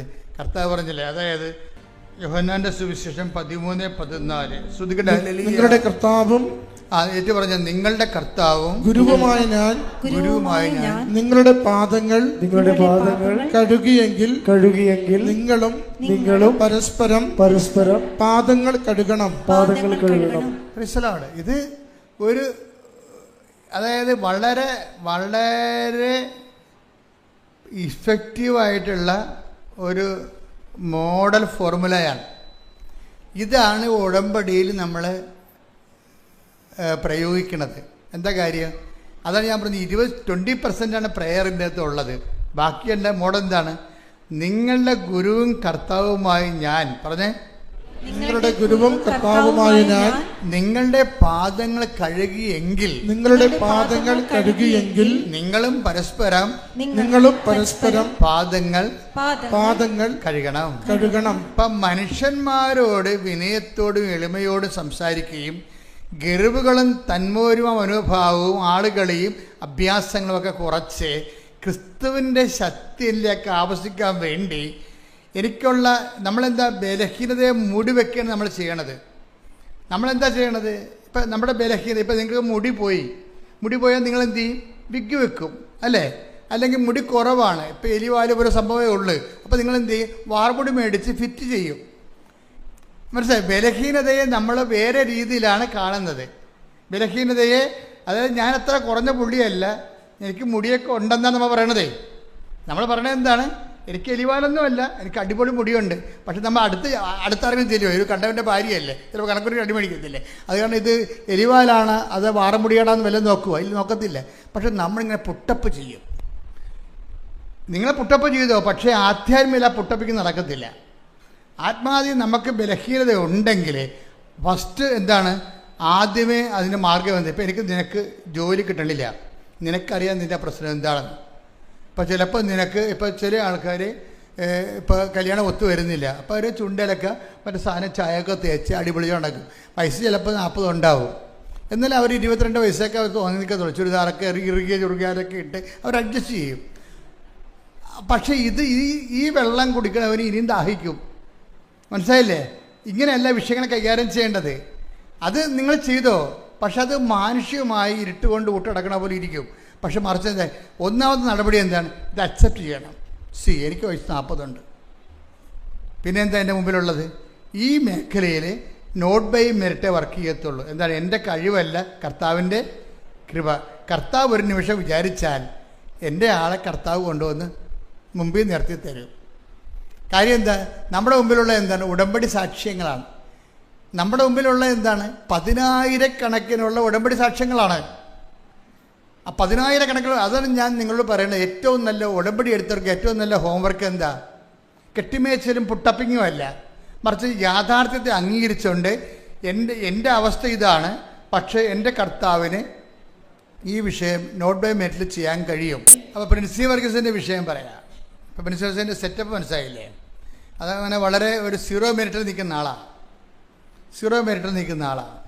പക്ഷെ ഇവർ വർഷങ്ങളായിട്ട് ഒരു 10-19 വർഷമായിട്ട് ഇവർ ഇസ്രയേലിലാണ്. ആ സാക്ഷ്യം പഠിക്കേണ്ട സാക്ഷ്യമാണ്. നിങ്ങൾ കേട്ട് കാണുമായിരിക്കും അല്ലേ? കണ്ടു കാണും അല്ലേ? അതായത് കണ്ടില്ലെങ്കിൽ ഇന്ന് കാണണേ. അതായത് ഇവർ ഈ 19 വർഷമായിട്ട് ഇസ്രയേലിലാണ്. അപ്പോൾ എന്താ കുഴപ്പമെന്ന് വെച്ച് കഴിഞ്ഞാൽ ഇവരുടെ ആദ്യത്തെ കുഞ്ഞിനെ പ്രസവിച്ച് കഴിഞ്ഞപ്പോൾ പോയതാ. പിന്നെ അതിനുള്ളിൽ അവർ ഒരു 2-3 കൊല്ലം കഴിഞ്ഞപ്പോൾ ഒരു കുഞ്ഞിനെ കൂടി പ്രസവിച്ചു. അതിന് 3.5 വയസ്സ്, രണ്ടാമത്തെ കുഞ്ഞിന് 3.5 വയസ്സായപ്പോൾ ഇസ്രായേലിൻ്റെ നിയമം എന്താ, നമുക്ക് മറ്റ് യൂറോപ്യൻ രാജ്യങ്ങളിൽ താമസിക്കുന്ന പോലെ ഗൾഫ് രാജ്യത്തും ഇസ്രായേലിലും ഒന്നും ജീവിക്കാൻ പൗരത്വം കിട്ടത്തില്ല, എനിക്കത് മരിക്കാൻ പറ്റുകയില്ല. അപ്പോൾ അവർ പറഞ്ഞ് 3.5 വയസ്സ്, കൊച്ചിന് 3.5 വയസ്സായപ്പോൾ ഞാൻ കൊച്ചിനെ കൊണ്ടായിക്കൊള്ളാൻ പറഞ്ഞു, വീട്ടിൽ ഇന്ത്യയെ കൊണ്ടാക്കാൻ പറഞ്ഞു. കാര്യം അവിടെ യഹൂദന് മാത്രമേ പൗരത്വം ഉള്ളൂ. അപ്പോൾ ഇവർക്ക് സങ്കടമായി ഭയങ്കര. കാര്യം ആദ്യത്തെ കുഞ്ഞിൻ്റെ കൂടെ നിന്നില്ല, അതിന് രണ്ടാമത്തെ കുഞ്ഞിൻ്റെ കൂടെ ഇപ്പം നിൽക്കുന്നില്ല. അതായത് 3.5 വയസ്സ് വരെ കുഞ്ഞ് നമ്മുടെ കൂടെ നിന്നിട്ട് കുഞ്ഞിനെ കൊണ്ട് വീട്ടിലാക്കുക എന്ന് വെച്ച് കഴിഞ്ഞാൽ നിങ്ങൾക്കറിയാമല്ലോ എന്ത് സങ്കടമായിരിക്കും. അപ്പം അമ്മയ്ക്ക് ഭയങ്കര വിഷമമായി. പക്ഷെ നടക്കത്തില്ല. അപ്പം അങ്ങനെ ഇവർക്കാണെങ്കിൽ അവിടെ നിന്ന് രക്ഷപ്പെടാനും പറ്റത്തില്ല. കാര്യം ഇവർ GNM ആണ്, പഴയ മലയാള സ്കൂളിൽ പഠിച്ച ആളാണ്. ജനറൽ നേഴ്സിംഗ് ഉള്ള, BSc നേഴ്സിംഗ് ഇല്ല. അപ്പം അതുകൊണ്ട് മറ്റ് രാജ്യങ്ങളിലേക്ക് പോയാൽ, ഇപ്പം ന്യൂസിലൻഡ് പോലൊരു രാജ്യങ്ങളിലേക്കൊക്കെ പോവുകയാണെങ്കിൽ ഭർത്താവിന് അതുപോലെ തന്നെ ഭാര്യയ്ക്കും കുഞ്ഞുങ്ങൾക്കൊക്കെ ആയിട്ട് ജീവിക്കാൻ പറ്റും. ന്യൂസിലൻഡിൽ 2 കൊല്ലം പോയി അവർ താമസിച്ചാൽ ആസ്ട്രേലിയയിലേക്ക് ഈസി ആയിട്ട് വിസ കിട്ടുകയും ചെയ്യും. പക്ഷേ ഇവർ GNM ആണ്. അതുകൊണ്ട് അവിടെ ഒരു ഹോം നേഴ്സിൻ്റെ വർക്കാണ് ചെയ്യണത്. ഈ ഹോം നേഴ്സിൻ്റെ വർക്കൊക്കെ ചെയ്ത് കഴിഞ്ഞാൽ ഒന്നും എല്ലായിടത്തും ഒന്ന് പിടിച്ചു കയറാൻ പാടായിരിക്കും. അപ്പോൾ ഇവർക്ക് ഭയങ്കര ഞാനീ പറഞ്ഞ എന്താ അതായത് ജീവിതത്തിൻ്റെ ഡീമെറിറ്റുകളെക്കുറിച്ച് പറയുകയാണ്. എന്താ ഉടമ്പടി വർക്ക് ചെയ്യണം എങ്ങനെ, not by merit but by grace. അത് ഓർത്തേക്കണം. ഇവരുടെയൊക്കെ തടസ്സങ്ങൾ മനസ്സിലായില്ലേ, അവിടെ മെറിറ്റില്ല. എന്താണ് കാര്യം, അവർ GNM ആണ്. രണ്ടാമത് എന്താ കാര്യം, ഇവിടെ വിസ പ്രോസസ്സ് ചെയ്യത്തില്ല ഒരിക്കലും. കാര്യം എന്താ, 40 വയസ്സുണ്ട്, 39 വയസ്സെന്ന് പറയുമ്പോൾ ഓൾറെഡി 40. ഇവർക്ക് എന്താ കാര്യം, ഒരു പല സ്റ്റുഡൻറ്റ് വിസയ്ക്ക് പോകാമെന്ന് വെച്ചു കഴിഞ്ഞാൽ 35 വയസ്സാണെങ്കിൽ ഓക്കെയാണ്. 35 കഴിഞ്ഞാൽ പിന്നെ സ്റ്റുഡൻറ്റ് വിസയും നടക്കത്തില്ല. അപ്പം ഞാൻ എന്താ പറയണത്, മെറിറ്റുകൾ ഓരോന്നായി പോയിക്കൊണ്ടേയിരിക്കുകയാണ്. ഞാൻ എപ്പോഴും നിങ്ങൾ പറയാം not by merit but by grace എന്ന് പറയുമ്പോൾ ചില അണ്ണന്മാർക്ക് മനസ്സിലാക്കാതെ ഇനി മുന്നോട്ട് പോകാൻ പറ്റത്തില്ല. ഉടമ്പടി അതാണ്, അതിൻ്റെ ഫോർമുല അങ്ങനെയാണ് കിടക്കുന്നത്. അപ്പോൾ ഒരു ദിവസം ഈ പ്രിൻസിയെ ജിൻസി എന്ന് പറയുന്ന ഒരു കൂട്ടുകാരത്തെ വിളിച്ചു പറഞ്ഞ്, എടോ താനുണ്ടല്ലോ, തനിക്ക് തൻ്റെ കുഞ്ഞിനെയുമായിട്ട് മറ്റു രാജ്യങ്ങളിൽ പോയി ഭർത്താവുമായിട്ട് ജീവിക്കാൻ പറ്റുള്ളൂ. അപ്പോൾ പറഞ്ഞു, ജിൻസി ഞാനെന്ത് ചെയ്യാനുണ്ട്, എൻ്റെ അവസ്ഥ ഇതല്ലേ, എനിക്ക് രക്ഷപ്പെടാൻ പറ്റത്തില്ല ഇവിടുന്ന്. കാര്യം എനിക്കിനി അത് അവിടുന്ന് പരീക്ഷ എഴുതാൻ എനിക്ക് ഇംഗ്ലീഷ് പിടികിട്ടണില്ല. അത് പുതിയ കാലത്തെ ഇപ്പോഴത്തെ കുഞ്ഞുങ്ങളുടെ അവസ്ഥ അറിയാമല്ല. ഇപ്പോഴത്തെ ഒരു +2കാർക്ക് തന്നെ ഇംഗ്ലീഷിൽ വെൽ സ്റ്റാൻഡേർഡാണ്. അവർ ഇംഗ്ലീഷ് മീഡിയമാണ് ഫോളോ ചെയ്തെങ്കിൽ വെൽ സ്റ്റാൻഡേർഡാണ് അവർക്ക് കമ്പ്യൂട്ടറും കാര്യങ്ങളെല്ലാം വളരെ ഫടാഫഡാണ്. അപ്പം അങ്ങനെ വരുമ്പോൾ അങ്ങനെയുള്ളൊരു കോമ്പറ്റ് ചെയ്യാൻ പറ്റണില്ല. അപ്പോൾ അതുകൊണ്ട് അവിടെയും മെറിറ്റില്ല, അവിടെയും ഇവർക്ക് പെൺസിക്ക് മെറിറ്റില്ല. അപ്പം അതെന്തായാലും ഈ കൂട്ടുകാരത്തി ഇങ്ങനെ പറഞ്ഞിട്ട് ജിൻസി എന്ത് ചെയ്യുന്നറിയാമോ, ജിൻസി കൂട്ടുകാരത്തിയാണ്, ഇവളുടെ പേരെന്നാ പ്രിൻസി. ഇപ്പം എന്നെ പെട്ടെന്നൊരു ദിവസം ഈ പ്രിൻസി എടുത്ത് വന്നേച്ച് ഈ ജിൻസി ഉടമ്പടി തൈലം കൊണ്ട് നെറ്റിക്കൊരു കുരിശ് വരക്കും. താൻ രക്ഷപ്പെടുള്ളൂ, തന്നെയും ഈ കൊല്ലം തന്നെയും കുഞ്ഞുങ്ങളെയും ഭർത്താവിനെയും കൊണ്ട് കൃപാസനം മാതാവ് വേറെ രാജ്യത്ത് പോകും. നിങ്ങൾ 19 പോകുമെന്ന് പറഞ്ഞ് പ്രവചിക്കുകയാണ്. ആ പ്രവചിക്കണ എന്താണ്, ഈ ഉടമ്പടിയുടെ തൈലമെടുത്ത് ഇവരുടെ നെറ്റിക്ക് ഇങ്ങനെ പൂശിയിട്ടാണ് ഇവർ പ്രവചിക്കുക. അപ്പോൾ ദൈവം ഒരാളെ, നിങ്ങളെപ്പോഴും ഓർക്കേണ്ട കാര്യം ഇതാണ്, നിങ്ങൾ ഉടമ്പടി എടുക്കുമ്പോൾ ശ്രദ്ധിക്കേണ്ടത് നിങ്ങളുടെ വയറ്, നിങ്ങളുടെ കുഞ്ഞ്, നിങ്ങളുടെ ഭർത്താവ്, നിങ്ങളുടെ ജോലി, നിങ്ങളുടെ വീട്, ഇതും പറഞ്ഞുകൊണ്ടിരുന്ന ഈ ജന്മത്തെ ഉടമ്പടി വർക്ക് ചെയ്യത്തില്ല. എനിക്ക് ഏർപ്പെടുന്ന ഈ അച്ഛനെ കാണാമെന്ന് നിൽക്കുന്ന ആൾക്കാരില്ലേ, എപ്പോഴും നിങ്ങൾ ശ്രദ്ധിക്കണം. അച്ഛനെ കാണാൻ വരുന്നത് പകുതി, അതായത് നിങ്ങൾ അച്ഛനെ കാണാൻ വരുമ്പോൾ ശ്രദ്ധിക്കേണ്ട കാര്യം ഉടമ്പടി എടുത്തവരായിരിക്കണം വരേണ്ടത്. പിന്നെ ഞാൻ കൊടുത്തിരിക്കുന്ന ആർക്കാത്തിന് രോഗികളില്ലേ, രോഗികളെ നമുക്കൊന്നും പറയാൻ പറ്റത്തില്ല. രോഗികൾക്ക് ചിലപ്പോൾ ഉടമ്പടി എടുക്കാൻ പറ്റത്തില്ലല്ലോ. കാര്യം ഗുരുതരമായ രോഗികളെ ഞാൻ എടുക്കത്തുള്ളൂ, ആൾക്കാരെ വരത്തുള്ളൂ. പക്ഷെ അവരോട് നമുക്ക് ഉടമ്പടി എടുക്കാൻ പറയാൻ പറ്റുമോ? അപ്പോൾ ചിലപ്പോൾ അവരുടെ വൈഫായിരിക്കും എടുത്തിരിക്കുന്നത്. പക്ഷെ പ്രോബ്ലം വെച്ച് കഴിഞ്ഞാൽ ഇവരുടെ രോഗി വൈഫാണ് എടുത്തിരിക്കണമെന്നുണ്ടെങ്കിലും ഇവരെ ചിലപ്പോൾ നമ്മൾ വർക്കൗട്ട് ചെയ്ത് വിജയിക്കത്തില്ല. കാര്യം എന്താ? വൈഫെന്ന് പറഞ്ഞാൽ ലോക കള്ളിയായിരിക്കും. അതാണ് പ്രശ്നം. അവർ ഉടമ്പടി ഉഴപ്പിക്കണം. അതെപ്പോഴും നമ്മൾ ശ്രദ്ധിക്കണം. അതായത് എനിക്കിപ്പോൾ ചില ആൾക്കാരോട് ഞാൻ മെസ്സേജ് പറയത്തില്ലേ, ചില ആൾക്കാർ മെസ്സേജ് പറയും, ചില ആൾക്കാർ ഡേറ്റ് പറയും. അതിൻ്റെ കാര്യം വെച്ച് കഴിഞ്ഞാൽ അവർ ഉടമ്പടി പക്ക ഉടമ്പടിക്കാരാണ്. അവർ ഉടമ്പടിയിലാണ് ജീവിക്കുന്നത്. മറ്റുള്ളവരെ നമ്മൾ അച്ഛനെ കാണാനുള്ള ചീട്ടായിട്ടാണ് ഉടമ്പടി ദുരുപയോഗിക്കുന്നത്. അവരവിടെ ഇടിച്ചതിൽ ചീട്ട് വാങ്ങിക്കണില്ലേ? അവർ ഉടമ്പടിയായിട്ട് അവർക്ക് ബന്ധമില്ല. ഉടമ്പടി എടുത്തിട്ട് പോലും അവർ ചെയ്തിട്ടില്ല.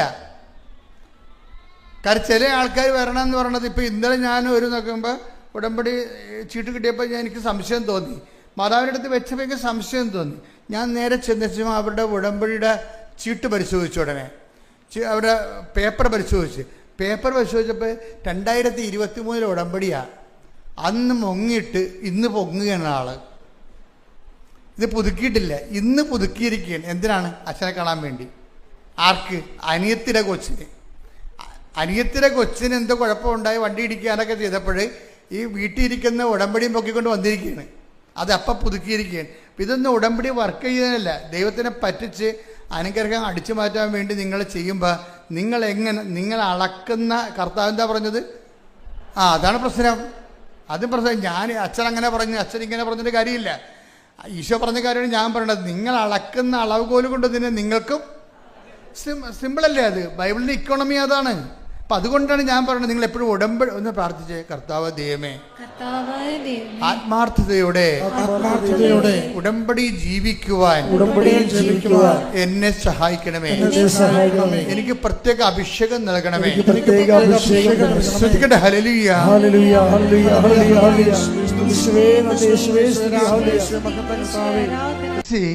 ഉടമ്പടി തൈലത്തിൻ്റെ കുരിശ് വരച്ചും പറഞ്ഞ്, എടോ താനും മക്കളും ഭർത്താവുമായിട്ട് ഈ കൊല്ലം തന്നെ വേറെ രാജ്യത്തേക്ക് പോകാൻ മാതാവ് ഇടയാക്കുമെന്ന് പറയും. അപ്പോൾ ഈ പ്രിൻസി പറയും, എൻ്റെ ജിൻസി എനിക്കിതിലൊന്നും വലിയ വിശ്വാസമില്ല. എന്താ കാര്യം? അവർ അത് ശരിയാണ്, അവിടെ ജീവിതം അങ്ങനെയാണല്ല. ദൈവത്തിന് ഈ അടുത്ത 10 കൊല്ലത്തേക്ക് തിരിഞ്ഞു നോക്കാൻ പറ്റാത്ത ജീവിതമാണ് ജീവിച്ചു കൊണ്ടിരിക്കുന്നത്. ജീവിതത്തിൻ്റെ അവസാനം അത് അവർ പറഞ്ഞത് ശരിയാണ്. എൻ്റെ ജിൻസി എനിക്കിതൊന്നും വിശ്വസിക്കാൻ പറ്റണില്ല. കാര്യം വിശ്വസിക്കാൻ പറ്റത്തില്ല. അവർ വൃത്തികെട്ട ജീവിതം ജീവിച്ച് വിശ്വാസം അവിടെ പോയി. അതാ നമ്മുടെ ജീവിതം. വിശുദ്ധിയും വിശ്വാസവും ജീവിതവും തമ്മിൽ ഭയങ്കര വ്യത്യാസമുണ്ട്, ഭയങ്കര ബന്ധമുണ്ട്. അപ്പം നിങ്ങൾ വിശ്വാസം മതി, വിശുദ്ധി വേണ്ടെന്നല്ല പറയണത്. വിശ്വാസം എന്തിലാണ് വിശ്വസിക്കണത്? നമ്മൾ കർത്താവിൻ്റെ വചനത്തിലാണ് വിശ്വസിക്കുന്നത്. ആ വചനത്തിനുള്ള പ്രശ്നം എന്താണ്? ഞാൻ നിങ്ങളോട് പറഞ്ഞിട്ടുള്ള വചനം നിമിത്തം നിങ്ങൾ വിശുദ്ധിയുള്ളവരായിരിക്കുന്ന ആ വചനത്തിലാണ് നമ്മൾ വിശ്വസിക്കണത്. വിശ്വാസം എവിടുന്നാണ് വേണ്ടത്? കേൾവി എന്നല്ലേ? കേൾവി എന്ന് എവിടുന്നാണ് വേണ്ടത്? യേശുക്രിസ്തുവിൻ്റെ. നമ്മളൊരു 10:17 ശ്രദ്ധിക്കട്ടെ. ഹല്ലേലൂയ. റോമ 10:17. വിശ്വാസം കേൾവി. വേണ്ട, വിശ്വാസം എന്ന് പറഞ്ഞാൽ എന്താണ്? കേൾവി നിന്ന്. കേൾവി ക്രിസ്തുവിനെ പറ്റിയുള്ള പ്രസംഗത്തിൽ നിന്നുമാണ്. അതൊക്കെ കൃത്യമല്ല.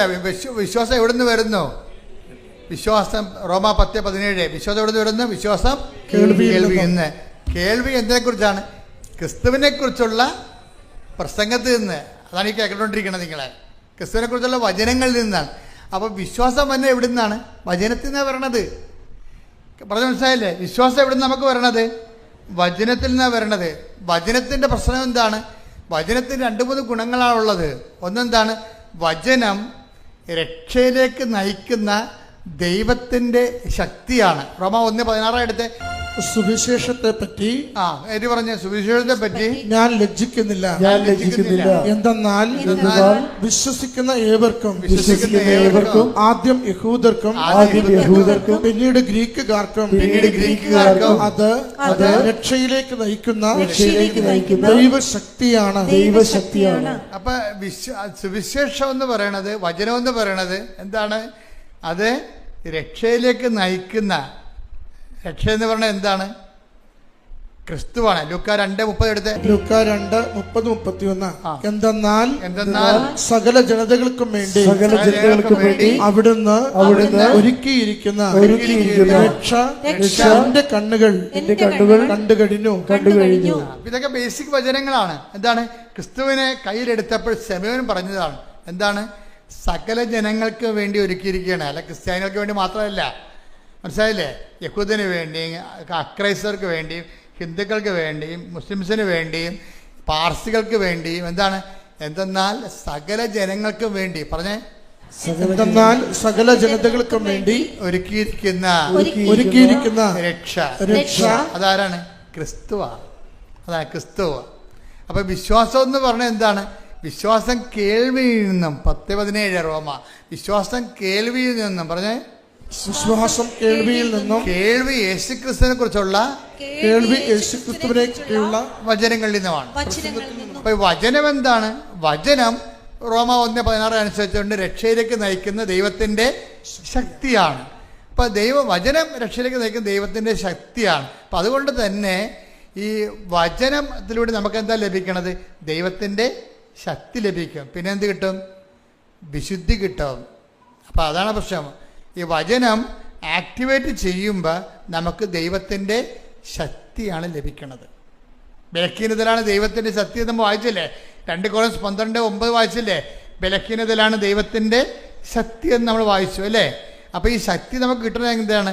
ഈ ബലഹീനത ദൈവത്തിൻ്റെ ശക്തി നമ്മളിലേക്ക് അപ്ലോഡ് ചെയ്യുന്ന പ്രോസസ്സിങ് പ്രക്രിയ എന്താണ്? അതെന്ത്? റോമ 1:16 എന്താണ്? സുവിശേഷം രക്ഷയിലേക്ക് നയിക്കുന്ന ദൈവത്തിൻ്റെ ശക്തിയാണ്. അപ്പം ഈ വചനം എന്ത് ചെയ്യും? നമ്മൾ പാലിക്കുമ്പോഴേ, അതാണ് അവൻ പറയണ പോലെ ചെയ്യണത്. വചനം നമ്മൾ പാലിക്കുക. വചനം പാലിക്കുമ്പോൾ എന്ത് പറ്റും? വചനം പാലിക്കുമ്പോഴേ ഈ ക്രിസ്തുവാകുന്ന ശക്തി എന്താ സംഭവിക്കണത്? നമ്മുടെ ബലഹീനമായ സാഹചര്യങ്ങളിലേക്ക് ഫോക്കസ് ചെയ്യപ്പെടുകയും ദൈവത്തിൻ്റെ ഇടപെടൽ ഉണ്ടാകുകയും ചെയ്യും. അതുകൊണ്ട് എന്ത് ചെയ്യണം? വിശ്വാസം ലഭിക്കുന്നവന് ഈ ശക്തി പ്രവർത്തിക്കണത് എങ്ങനെയാണ്? ശക്തി പ്രവർത്തിക്കണമെങ്കിലുള്ള എൻ്റെ പ്രീ റിക്വസ്റ്റ് എന്താണ്? ഞാൻ നിങ്ങളോട് പറഞ്ഞിട്ടുള്ള വചനം നിമിത്തം നിങ്ങൾ ശുദ്ധിയുള്ളവരായിരിക്കുന്നു. 15:3 എടുത്ത് ശ്രുതിക്കട്ടെ. ഹല്ലേലൂയ, ശ്രുതിക്കട്ടെ. ഹല്ലേലൂയ,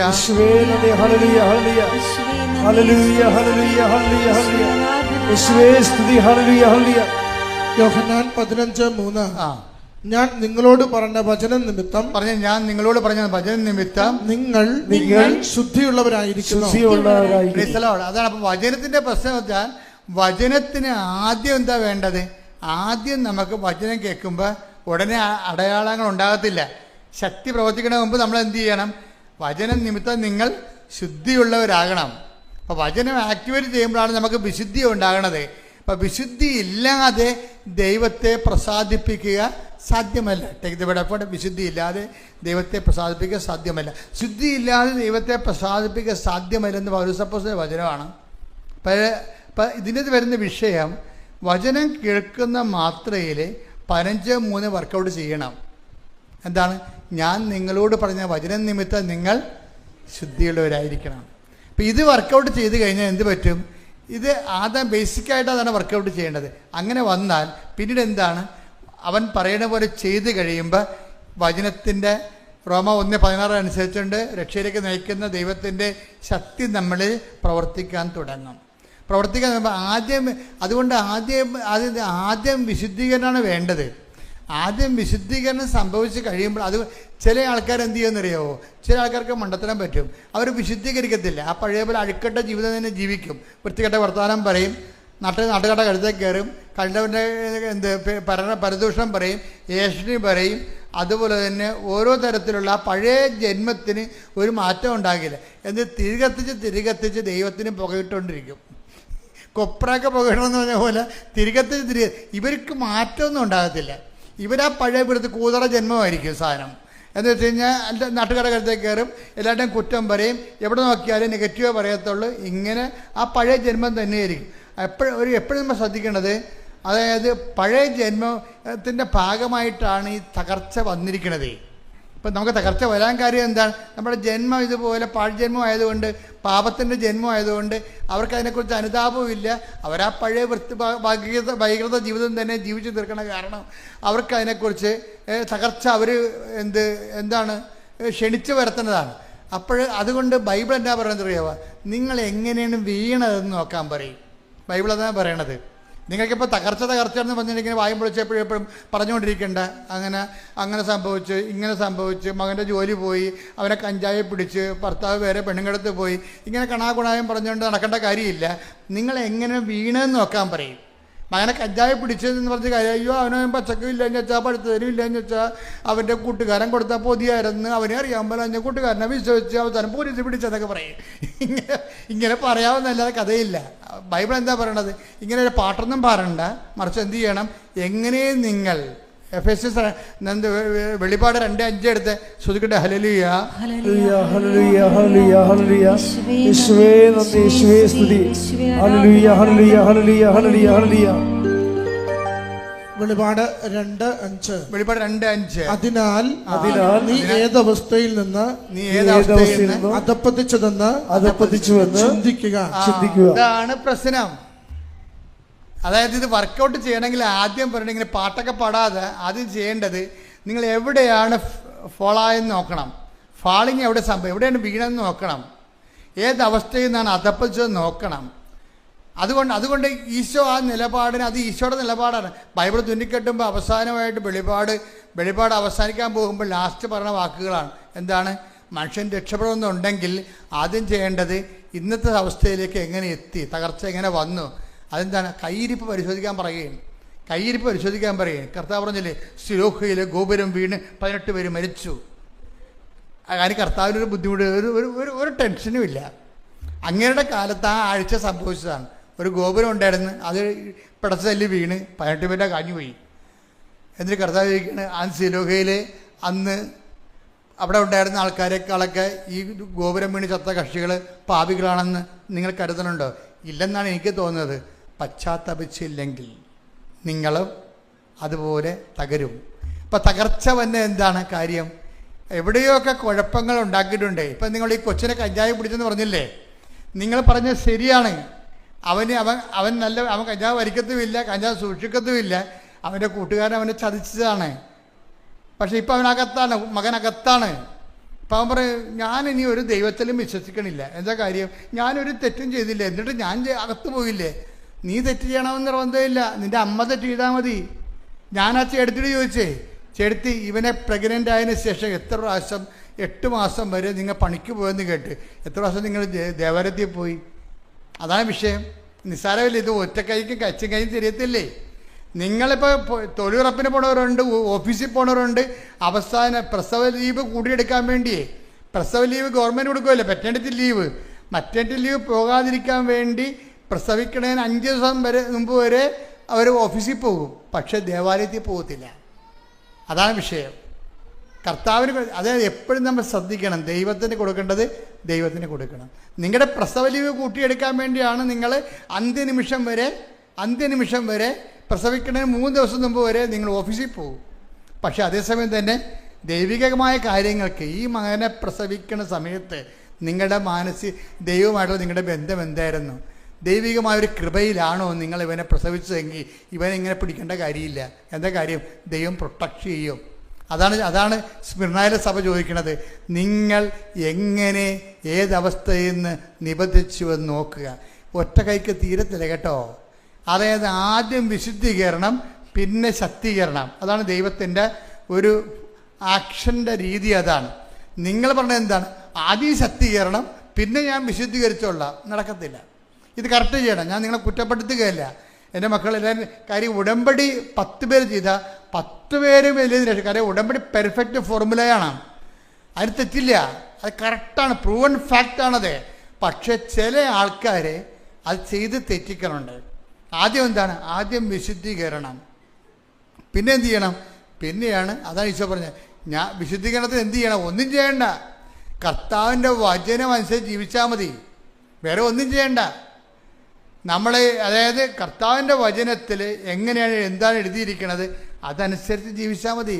അതാണ് ഈശോ പറഞ്ഞത് 15:3 ഞാൻ നിങ്ങളോട് പറഞ്ഞ വചനം നിമിത്തം നിങ്ങൾ വിശുദ്ധീകരിച്ചിരിക്കുന്നു. കർത്താവിൻ്റെ വചനത്തിൽ എന്താ പറയണത്? കൊല്ലരുത്. അപ്പം അബോർഷൻ അവിടെ വെച്ച് തന്നെ തീരുമാനമായി. അബോർഷനെ കുറിച്ച് അവിടെ തീരുമാനമായി. നിങ്ങൾക്ക് അബോർഷൻ ചെയ്യാൻ അനുവാദമില്ല. നിങ്ങൾ എന്ത് ഉദ്ദേശത്തിലാണ് അബോർഷൻ ചെയ്തത്? അപ്പോൾ ആ രീതിയിൽ നിങ്ങൾ 2 അബോർഷൻ ചെയ്തിട്ട് 3ാമത്തെ കൊച്ചിനാണ് ഇപ്പോൾ കഞ്ചാവ് പിടിച്ചിരിക്കുന്നത്. 2 അബോർഷൻ ഗർഭപാത്രം കൊലക്കലമാക്കിയതിന് ശേഷമാണ് 3ാമത്തെ കൊച്ച് ജനിച്ച്. നിങ്ങളുടെ സൗകര്യത്തിൽ നിങ്ങളെ പ്രത്യേകിച്ച് 2ാമത്തെ കൊച്ചിനെ പെട്ടെന്ന് ജനിച്ച് പ്രഗ്നൻ്റ് ആയത് കാരണം പാൽ കൊടുക്കണമല്ല, ഷേപ്പ് പോകുമല്ല എന്നൊക്കെ പറഞ്ഞ് നിങ്ങളെക്കുറിച്ച് ചിന്തിച്ച കാരണം എന്നാ പറ്റിയെന്ന് വെച്ച് കഴിഞ്ഞാൽ നിങ്ങളുടെ സൗകര്യത്തിലേക്ക് മാറ്റിവെച്ചത് തെറ്റാണെന്നല്ല ഞാൻ പറയണത്. പക്ഷേ നിങ്ങളുടെ സൗന്ദര്യത്തിൻ്റെ വിഷയത്തിലോ സൗകര്യത്തിൻ്റെ വിഷയത്തിലോ ആണ് ദൈവികമായ പദ്ധതി മാറ്റിവെച്ചതെങ്കിൽ സ്വാഭാവികമായിട്ടും ആ ദൈവികമായ പദ്ധതിയല്ല. ദൈവഭയമില്ലെന്ന് എൻ്റെ അർത്ഥം. ദൈവഭയമില്ല. അത് എനിക്കിഷ്ടമുള്ളപ്പോൾ ഞാൻ ചെയ്യും. അതിപ്പോൾ ദൈവത്തെ അറിയാത്ത ആൾക്കാർ അങ്ങനെയല്ലേ ചെയ്യണത്. അതുപോലെ ദൈവത്തെ അറിഞ്ഞ ആൾക്കാരും ചെയ്തു കഴിഞ്ഞാൽ എന്തെങ്ങനെ ചെയ്യണത്? അത് എപ്പോഴും എന്തുകൊണ്ടാണ് കൽപ്പനകൾ വരണത്? ഒരു കൽപ്പന എന്തുകൊണ്ടാണ് വരണത്? അപ്പോൾ ഇപ്പോൾ നമ്മൾ ഇപ്പോൾ ഞാനിപ്പോൾ കഴിഞ്ഞ ദിവസം തൃശ്ശൂർ പോയപ്പോൾ തന്നെ എനിക്ക് മുമ്പേ പോയ അണ്ണന്മാർ വേറെ വഴി എടുത്തു പോയി. ഞാനുണ്ട് ചെന്ന് ബ്ലോക്കിൽ പെട്ട്. കാരണം ഞാൻ ഉറക്കമായിരുന്നു. വണ്ടിയിൽ ഡ്രൈവർ അടിച്ച് വിട്ട് പോയി, ചെന്ന് ബ്ലോക്കിൽ പെട്ട്. ബ്ലോക്കിൽ എത്ര മണിക്കൂർ? 2 മണിക്കൂർ ബ്ലോക്കിൽ കിടന്നു. ഞങ്ങൾ ഒപ്പം കൊച്ചിയിൽ നിന്ന് യാത്ര ചെയ്ത ആൾക്കാർ ഞങ്ങളെക്കാൾ 1.5 മണിക്കൂർ നേരത്തെ അവിടെ എത്തി. ഞാൻ ചോദിച്ചത് നിങ്ങളെങ്ങനെ എത്തി? ഞങ്ങൾ ഗൂഗിൾ അടിച്ചു നോക്കിയപ്പോൾ അവിടെ ബ്ലോക്ക് ഉണ്ടെന്ന് മനസ്സിലായെന്ന്. ഞങ്ങൾ ഗൂഗിൾ അടിച്ചു നോക്കിയപ്പോൾ ഗൂഗിൾ മുഴുവനും ചുവപ്പ് പോരാ, എത്ര 18 കിലോമീറ്റർ ബ്ലോക്ക് എന്ന് ഗൂഗിൾ കാണിച്ച്. ഇപ്പം ഞങ്ങൾ അന്നത്തെ വേറെ വഴി അതായത് ഗൂഗിൾ ഞങ്ങൾക്ക് വേറെ വഴി പറഞ്ഞു തന്നു. ഇത് തന്നെയാണ് ദൈവകൽപ്പന എന്ന് പറയണത്. ദൈവകൽപ്പന. ഞാൻ കൽപ്പന അറിയാൻ പാടില്ലായിരുന്നു. ഞങ്ങൾ ഗൂഗിൾ നോക്കിയില്ല, ഞങ്ങൾ ബ്ലോക്കിൽ പെട്ട്. ഗൂഗിൾ നോക്കിയ ആൾക്കാർ വേറെ വഴിക്ക് തിരിച്ചു പോയി. അപ്പം കൽപ്പന എന്ന് പറയുന്നത് നമ്മളെ സഹായിക്കാൻ വേണ്ടി വെച്ചിരിക്കുന്നതാണ്, അല്ല നമുക്കിവിടെ പണി തരാൻ പറ്റിയിരിക്കുന്നതല്ല.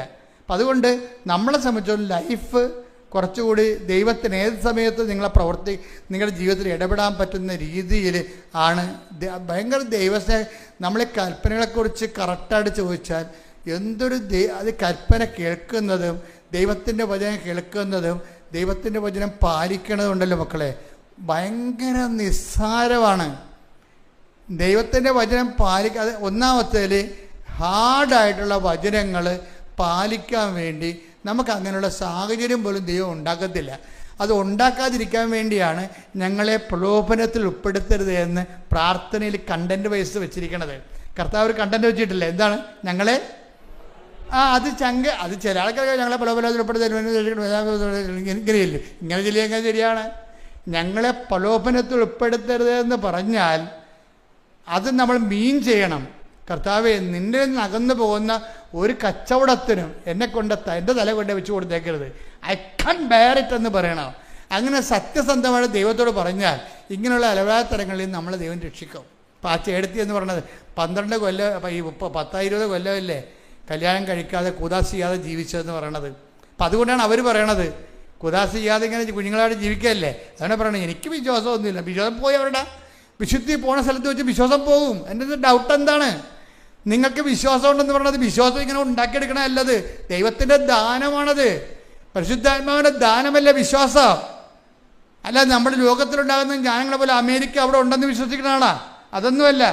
വിശ്വാസം ദൈവത്തിലുള്ള എല്ലാ കാര്യങ്ങളും ദൈവികമായ നടപടിക്രമങ്ങൾ ജീവിതത്തിൽ സംഭവിക്കുന്ന ഓരോ വിഷയങ്ങൾക്കും ദൈവത്തിൻ്റെ പാദസ്വനങ്ങളുണ്ടെന്ന് മനസ്സിലാക്കുന്നതിനുള്ള പരിശുദ്ധാത്മാവ് നോക്കുന്ന വിവേചന ശക്തിയാണ് വിശ്വാസം. അപ്പം ആ വിശ്വാസം എന്ന് പറഞ്ഞാൽ ദൈവദാനം തന്നെയാണ്. വിശുദ്ധി പോയാൽ വിശ്വാസം കുറയും.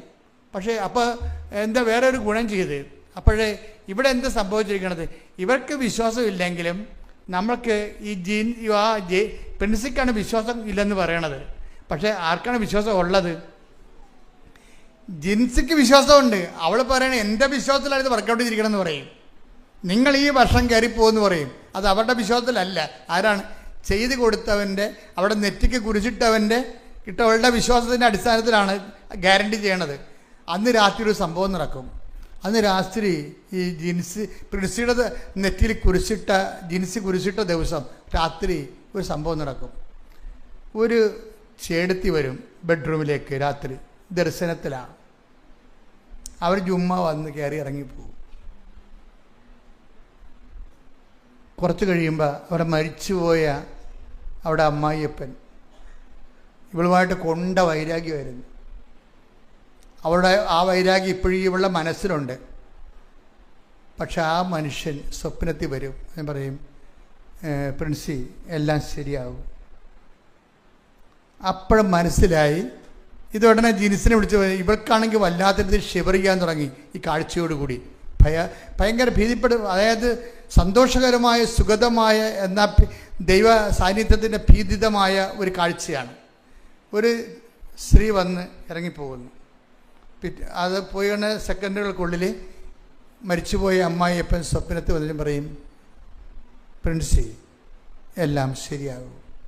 ഇത് പറയണ കൂടി ഇവർക്ക് വല്ലാത്തൊരു കോൺഫിഡൻസ് വരും. ഇവർ തിരിച്ച് വിളിക്കും. രാവിലെ എഴുന്നേറ്റ് ജിൻസിയെ വിളിക്കും. ജിൻസി, ഇന്നലെ രാത്രി ഇങ്ങനെ ഒരു സംഭവം ഉണ്ടായി. അപ്പോൾ പറഞ്ഞു, ഒന്നും നോക്കണ്ട, അത് മാതാവാണെന്ന് പറയും. ഒന്നും നോക്കണ്ട, അത് മാതാവാണെന്ന് പറയും. ഇനിയിപ്പോൾ കുഴപ്പമില്ല, പെട്ടെന്ന് ആപ്ലിക്കേഷൻ പുട്ടപ്പ് ചെയ്യാൻ പറയും. ന്യൂസിലൻഡിലേക്ക് ആപ്ലിക്കേഷൻ പുട്ടപ്പ് ചെയ്യാൻ പറയും. അപ്പോഴുടനെ ഇവർക്ക് പേടി, പരീക്ഷ ജയിക്കുകയോ ഇല്ലേന്ന്. പരീക്ഷയ്ക്ക് അമ്മ ജയിപ്പിച്ചിരിക്കും. എന്താണ്? സഞ്ചാരി മാതാവാണ്. നിൻ്റെ 39 വയസ്സ് 40 വയസ്സൊന്നുമല്ല. അമ്മ ഫയലെടുത്ത് പച്ചമണിക്ക് ഒപ്പിട്ട് കഴിഞ്ഞാൽ അവൻ പറയണ പോലെ ചെയ്ത കണ്ട് നമ്മൾ മുന്നോട്ട് പോകും. എല്ലാ സ്ഥലങ്ങളിലും പച്ചടിച്ച് പോകും. എന്താ കാര്യം? ആൾ ഓൺലൈനിൽ നിൽക്കുകയല്ലേ. അവൾ പരീക്ഷ എഴുതി. ഒരിക്കലും ചിന്തിക്കാത്ത വിധത്തിൽ അവൾ പരീക്ഷ ജയിച്ച്. അപ്പോൾ ഉടനെ ഇത് എല്ലാ സാധനവും എടുത്ത് പേപ്പറെല്ലാം റെഡിയാക്കി ഏജൻസി കൊടുത്തപ്പോൾ ഏജൻസി പറഞ്ഞ്, ഇത് ANM അല്ലേ, ഇത് നിങ്ങളിവിടെ ഹോം നേഴ്സല്ലേ, നിങ്ങൾ സർവീസ് നേഴ്സിൻ്റെ സർട്ടിഫിക്കറ്റ്, നിങ്ങൾ സർവീസ് നേഴ്സായിരുന്നതിൻ്റെ സർട്ടിഫിക്കറ്റ് വേണമെന്ന് പറഞ്ഞു. എക്സ്പീരിയൻസ് സർട്ടിഫിക്കറ്റ് വേണമെന്ന്. അപ്പോൾ എക്സ്പീരിയൻസ് സർട്ടിഫിക്കറ്റ് ഇപ്പോൾ ഓരോരുത്തരാണ് കള്ള സർട്ടിഫിക്കറ്റ് ഉണ്ടാക്കി കൊടുക്കുന്നുണ്ടല്ലോ. അപ്പോൾ അത് എല്ലാ യൂറോപ്യൻ രാജ്യങ്ങൾക്ക് അറിയാം കള്ള സർട്ടിഫിക്കറ്റാണ്. ഇപ്പോൾ കുമ്പനാട് യൂണിവേഴ്സിറ്റി എന്നൊക്കെ പറഞ്ഞുകൊണ്ട് ആൾക്കാർ ഏത് യൂണിവേഴ്സിറ്റി അങ്ങനെയൊന്നും ഉണ്ടാകത്തില്ലേ, ആരാണ്ട് എഴുതി കൊടുക്കണ.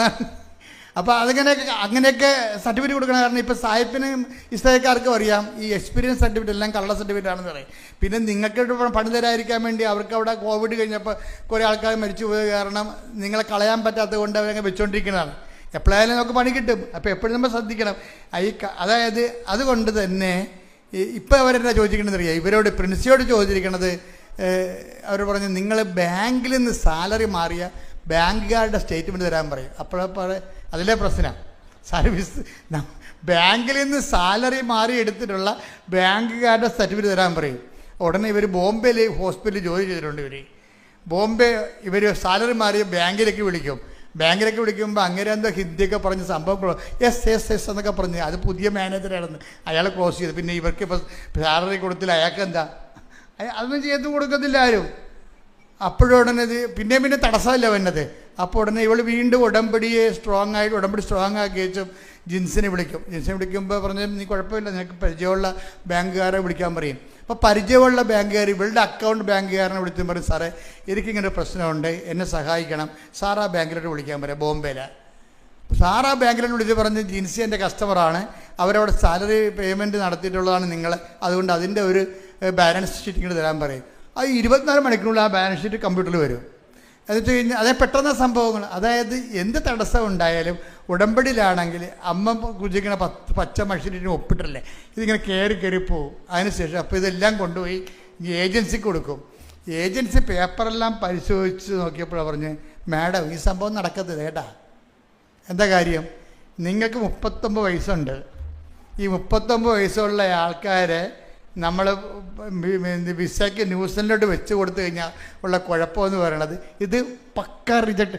അപ്പോൾ തന്നെ ഓട്ടോമാറ്റിക് റിജക്റ്റഡ് ആവും. റിജക്റ്റായത് പ്രശ്നമില്ല, ഞങ്ങളുടെ ഏജൻസിയുടെ സക്സസ് റേറ്റിംഗ് പോകും.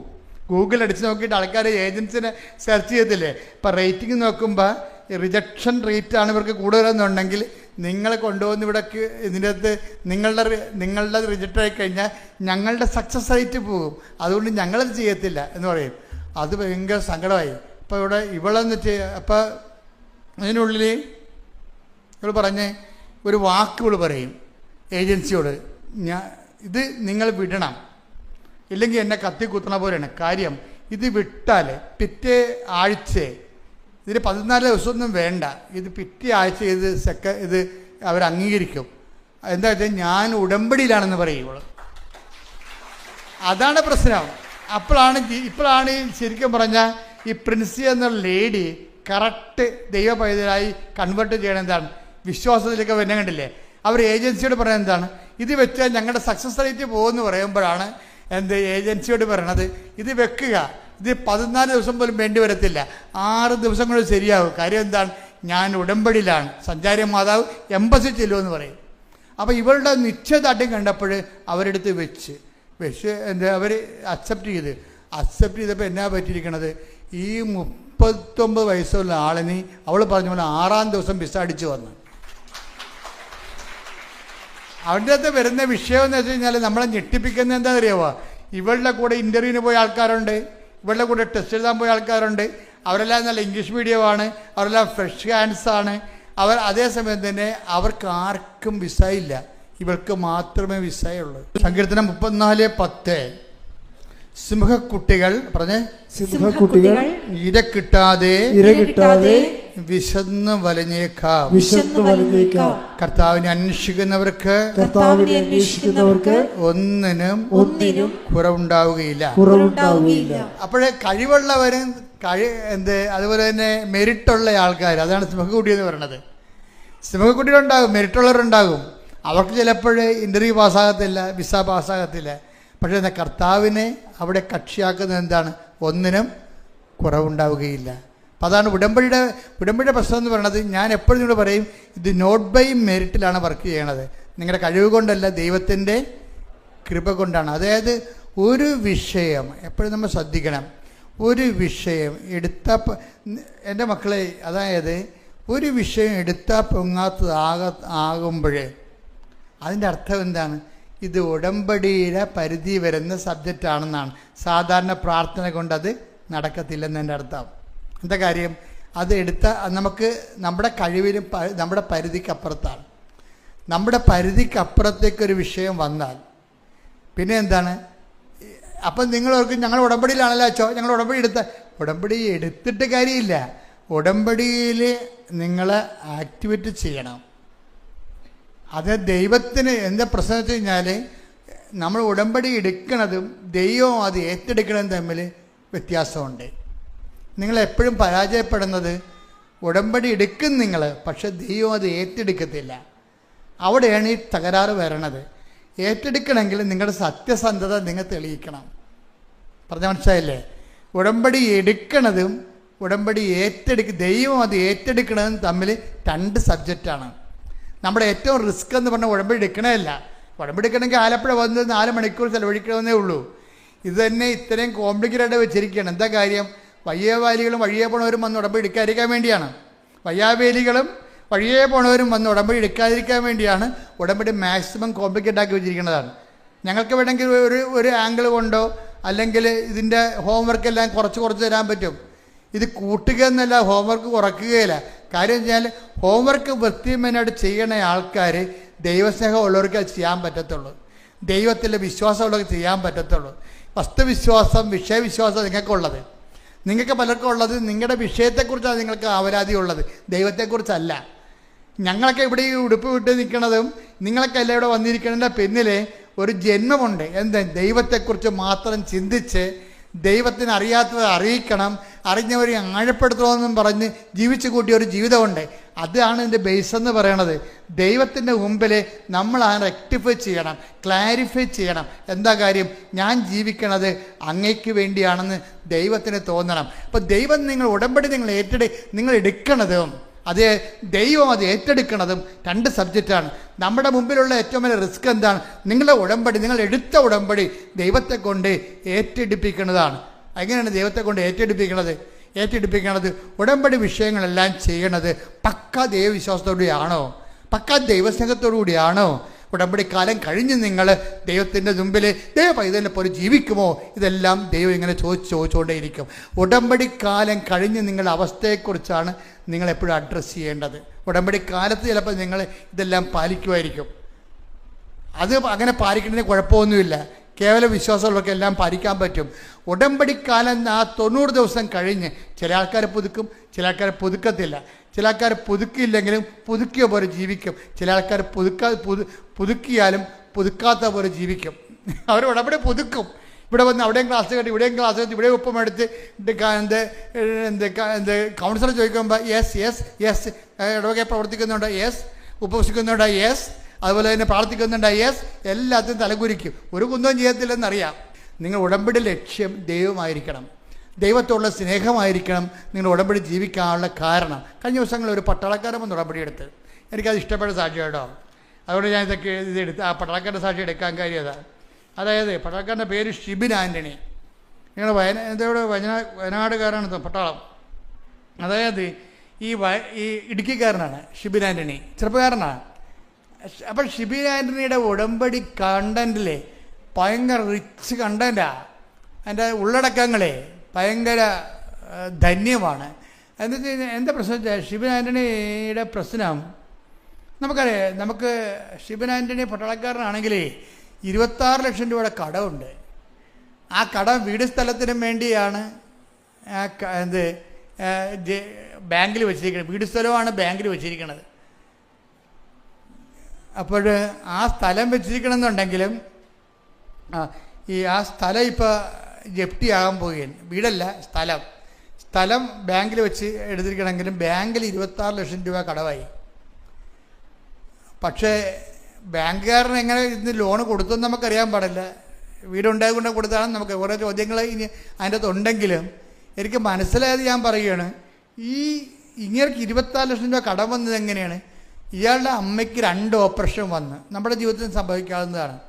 നമ്മളിങ്ങനെ ഇങ്ങനെ ബാലൻസിൽ ജീവിക്കാൻ പോകും. ബാലൻസിൽ ജീവിച്ച് കടം വരാതിരിക്കാൻ വേണ്ടി കോമാളിത്തരങ്ങളൊന്നും കാണിക്കാതെ വെടിപ്പും മെനയുമായിട്ട് ജീവിച്ച് പോവുകയാണ്. എന്താണ്? കടം വരാതിരിക്കാൻ വേണ്ടി നമ്മൾ ജീവിക്കുകയാണ്. പക്ഷേ എന്നാലും നമുക്ക് കടം വരുന്നുണ്ടാവും. കാര്യം രോഗങ്ങളൊക്കെ വന്നു കഴിഞ്ഞാൽ നമ്മൾ എന്ത് ചെയ്യും? ഓപ്പറേഷനൊക്കെ വന്നാൽ നമ്മൾ എന്ത് ചെയ്യും? അപ്പോൾ നമ്മൾ ബാങ്കിൽ നിന്ന് ലോൺ എടുക്കേണ്ടി വരും നമുക്ക്. ഇപ്പോൾ ഈ പട്ടാളക്കാരന് അമ്മയ്ക്ക് 2 മേജർ ഓപ്പറേഷൻ വന്നപ്പോൾ തന്നെ നല്ല കടമായി. അതിൻ്റെ പലിശയപ്പോൾ 26 ലക്ഷം രൂപ കടമായി. 26 ലക്ഷം രൂപ കടമായെങ്കിലും വീട് ആ പറമ്പ് ജപ്റ്റാകാൻ പോവുകയാണ്. പക്ഷെ ഒരു പ്രശ്നം എന്ന് വെച്ച് കഴിഞ്ഞാൽ അതൊക്കെ മുമ്പ് അത് വിറ്റ് മാറ്റിയാൽ ഇയാൾ രക്ഷപ്പെടും. പക്ഷേ വിൽക്കാൻ പറ്റത്തില്ല. അതാണ് ആ മനുഷ്യൻ്റെ അവസ്ഥ. വിൽക്കാൻ പറ്റത്തില്ല. വിൽക്കാൻ പറ്റാത്ത എന്താണ്? ഈ ഷിബിൻ ആൻ്റണിയുടെ പറമ്പ് വിൽക്കാൻ പറ്റണില്ല. കാര്യം വഴിയില്ലാത്ത പറമ്പ് വിൽക്കാൻ പറ്റത്തില്ലല്ലോ. അപ്പം അങ്ങനെ ഒരു കുഴപ്പത്തിൽ ചാടിക്കും. ഈ ഷിബിൻ പറയണത്, ഞാൻ പട്ടാളത്തിൽ പോയതിന് എല്ലാ കൊല്ലം ലീവിന് വരുമ്പോഴൊക്കെ അടുത്ത പറമ്പുകാരൻ്റെ വീട്ടിൽ പോയിട്ട് പട്ടാങ്ങിയായിട്ട്, ഈ പട്ടാളക്കാരനാണെങ്കിൽ നീ ജീവിക്കണ്ടേ, അയാൾ പട്ടാങ്ങിയാണ്, ചേട്ടാ എനിക്കൊരു വഴി തരുമോ ചേട്ടാ, വഴി തന്ന് എൻ്റെ അമ്മയുടെ ഓപ്പറേഷൻ്റെ കടങ്ങളെല്ലാം പരിഹരിക്കും. അമ്മയുടെ ഓപ്പറേഷൻ്റെ കടമെല്ലാം പരിഹരിച്ചാൽ എനിക്കൊന്ന് തലയുയർത്തി നിൽക്കാൻ പറ്റും, എനിക്കൊരു ആ സ്ഥലം വിൽക്കാൻ പറ്റുമെന്ന് പറയും. അപ്പോൾ എത്രയോ വർഷം, 10-16 വർഷമായി ഈ മനുഷ്യൻ്റെ വീട്ടിൽ പോണത്. വഴി ചോദിച്ച് അയാൾ കൊടുക്കത്തില്ല. പരസ്യകേരി കടം മുട്ടയായി. കടം ജീവിക്കാൻ പറ്റാത്ത അവസ്ഥയായി. സമാധാനം ഇല്ല. അപ്പനിപ്പം ജീവിച്ചിരിപ്പുണ്ട്, അമ്മയും ജീവിച്ചിരിപ്പുണ്ട്, പക്ഷെ സമാധാനമില്ല. കിട്ടുന്ന ശമ്പളം കൊണ്ട് പലിശപോലും അടക്കാൻ പറ്റാത്തത് കൊണ്ടാണല്ല ബാങ്കിലെ കടം ഇങ്ങനെ കയറിപ്പോയത്. വല്ലാത്ത രീതിയിൽ തകർന്നിരിക്കുകയാണ്. ജോലിയെ കൊണ്ടൊരു കാര്യമില്ല, ജീവിതമില്ല. ജോലിയുണ്ട്, ജീവിതമില്ല, അങ്ങനെയുള്ള അവസ്ഥയാണ്. അപ്പോഴാണ് ഈ മനുഷ്യൻ്റെ വീട്ടിൽ അതാണ് നിങ്ങൾ പറയണതേ, നിങ്ങൾ ഇന്ന് വരെ അച്ഛൻ്റെ ധ്യാനം കൂടാത്ത ആൾക്കാരുണ്ട്. ഇന്ന് വരെ ഇവിടുന്ന് ഉടമ്പടി എടുത്തു പോകും, ഒരിക്കൽ പോലും ഒരു യൂട്യൂബിൽ നിന്ന് ഷെയർ ചെയ്ത് കൊടുക്കത്തില്ല. സാക്ഷ്യം ഒന്ന് ഷെയർ ചെയ്ത് കൊടുക്കത്തില്ല. ഈ ചൊവ്വാഴ്ച ധ്യാനം ഒന്ന് കൂടത്തില്ല. ഒരു പരിപാടിയില്ല. വെറുതെ ആകപ്പാടെ അറിയാവുന്നത് തിരി തപ്പിയെടുത്ത് പോയി കത്തിക്കണ കാണാം. അതുതന്നെ എന്തൊരു കഷ്ടമാണെന്നറിയാമോ. എനിക്കാണെങ്കിൽ ഞാൻ ഈ ആൾത്താറയിൽ നിന്ന് ഇറങ്ങി എങ്ങനെ കൗണ്ടറിൽ ഇരിക്കുകയാണെങ്കിൽ എനിക്കത് കൈകാര്യം ചെയ്യാൻ പറ്റും. കാര്യം 50% ആൾക്കാരെ ഗുഡ് ബൈ പറഞ്ഞ് വിടാൻ പറ്റും. കാര്യം ഒരു മനുഷ്യന് ഉടമ്പടി എടുക്കാനുള്ള യോഗ്യതയില്ല, ഇവർ ചെയ്യത്തില്ല. അതാണ് വിഷയം. അപ്പം അതുകൊണ്ട് തന്നെ ഇങ്ങനെ കുറേ കള്ളനാണയങ്ങൾ ഉടമ്പടി എടുത്തിട്ടുണ്ട്. കാര്യം അവരത് ചെയ്യത്തില്ല.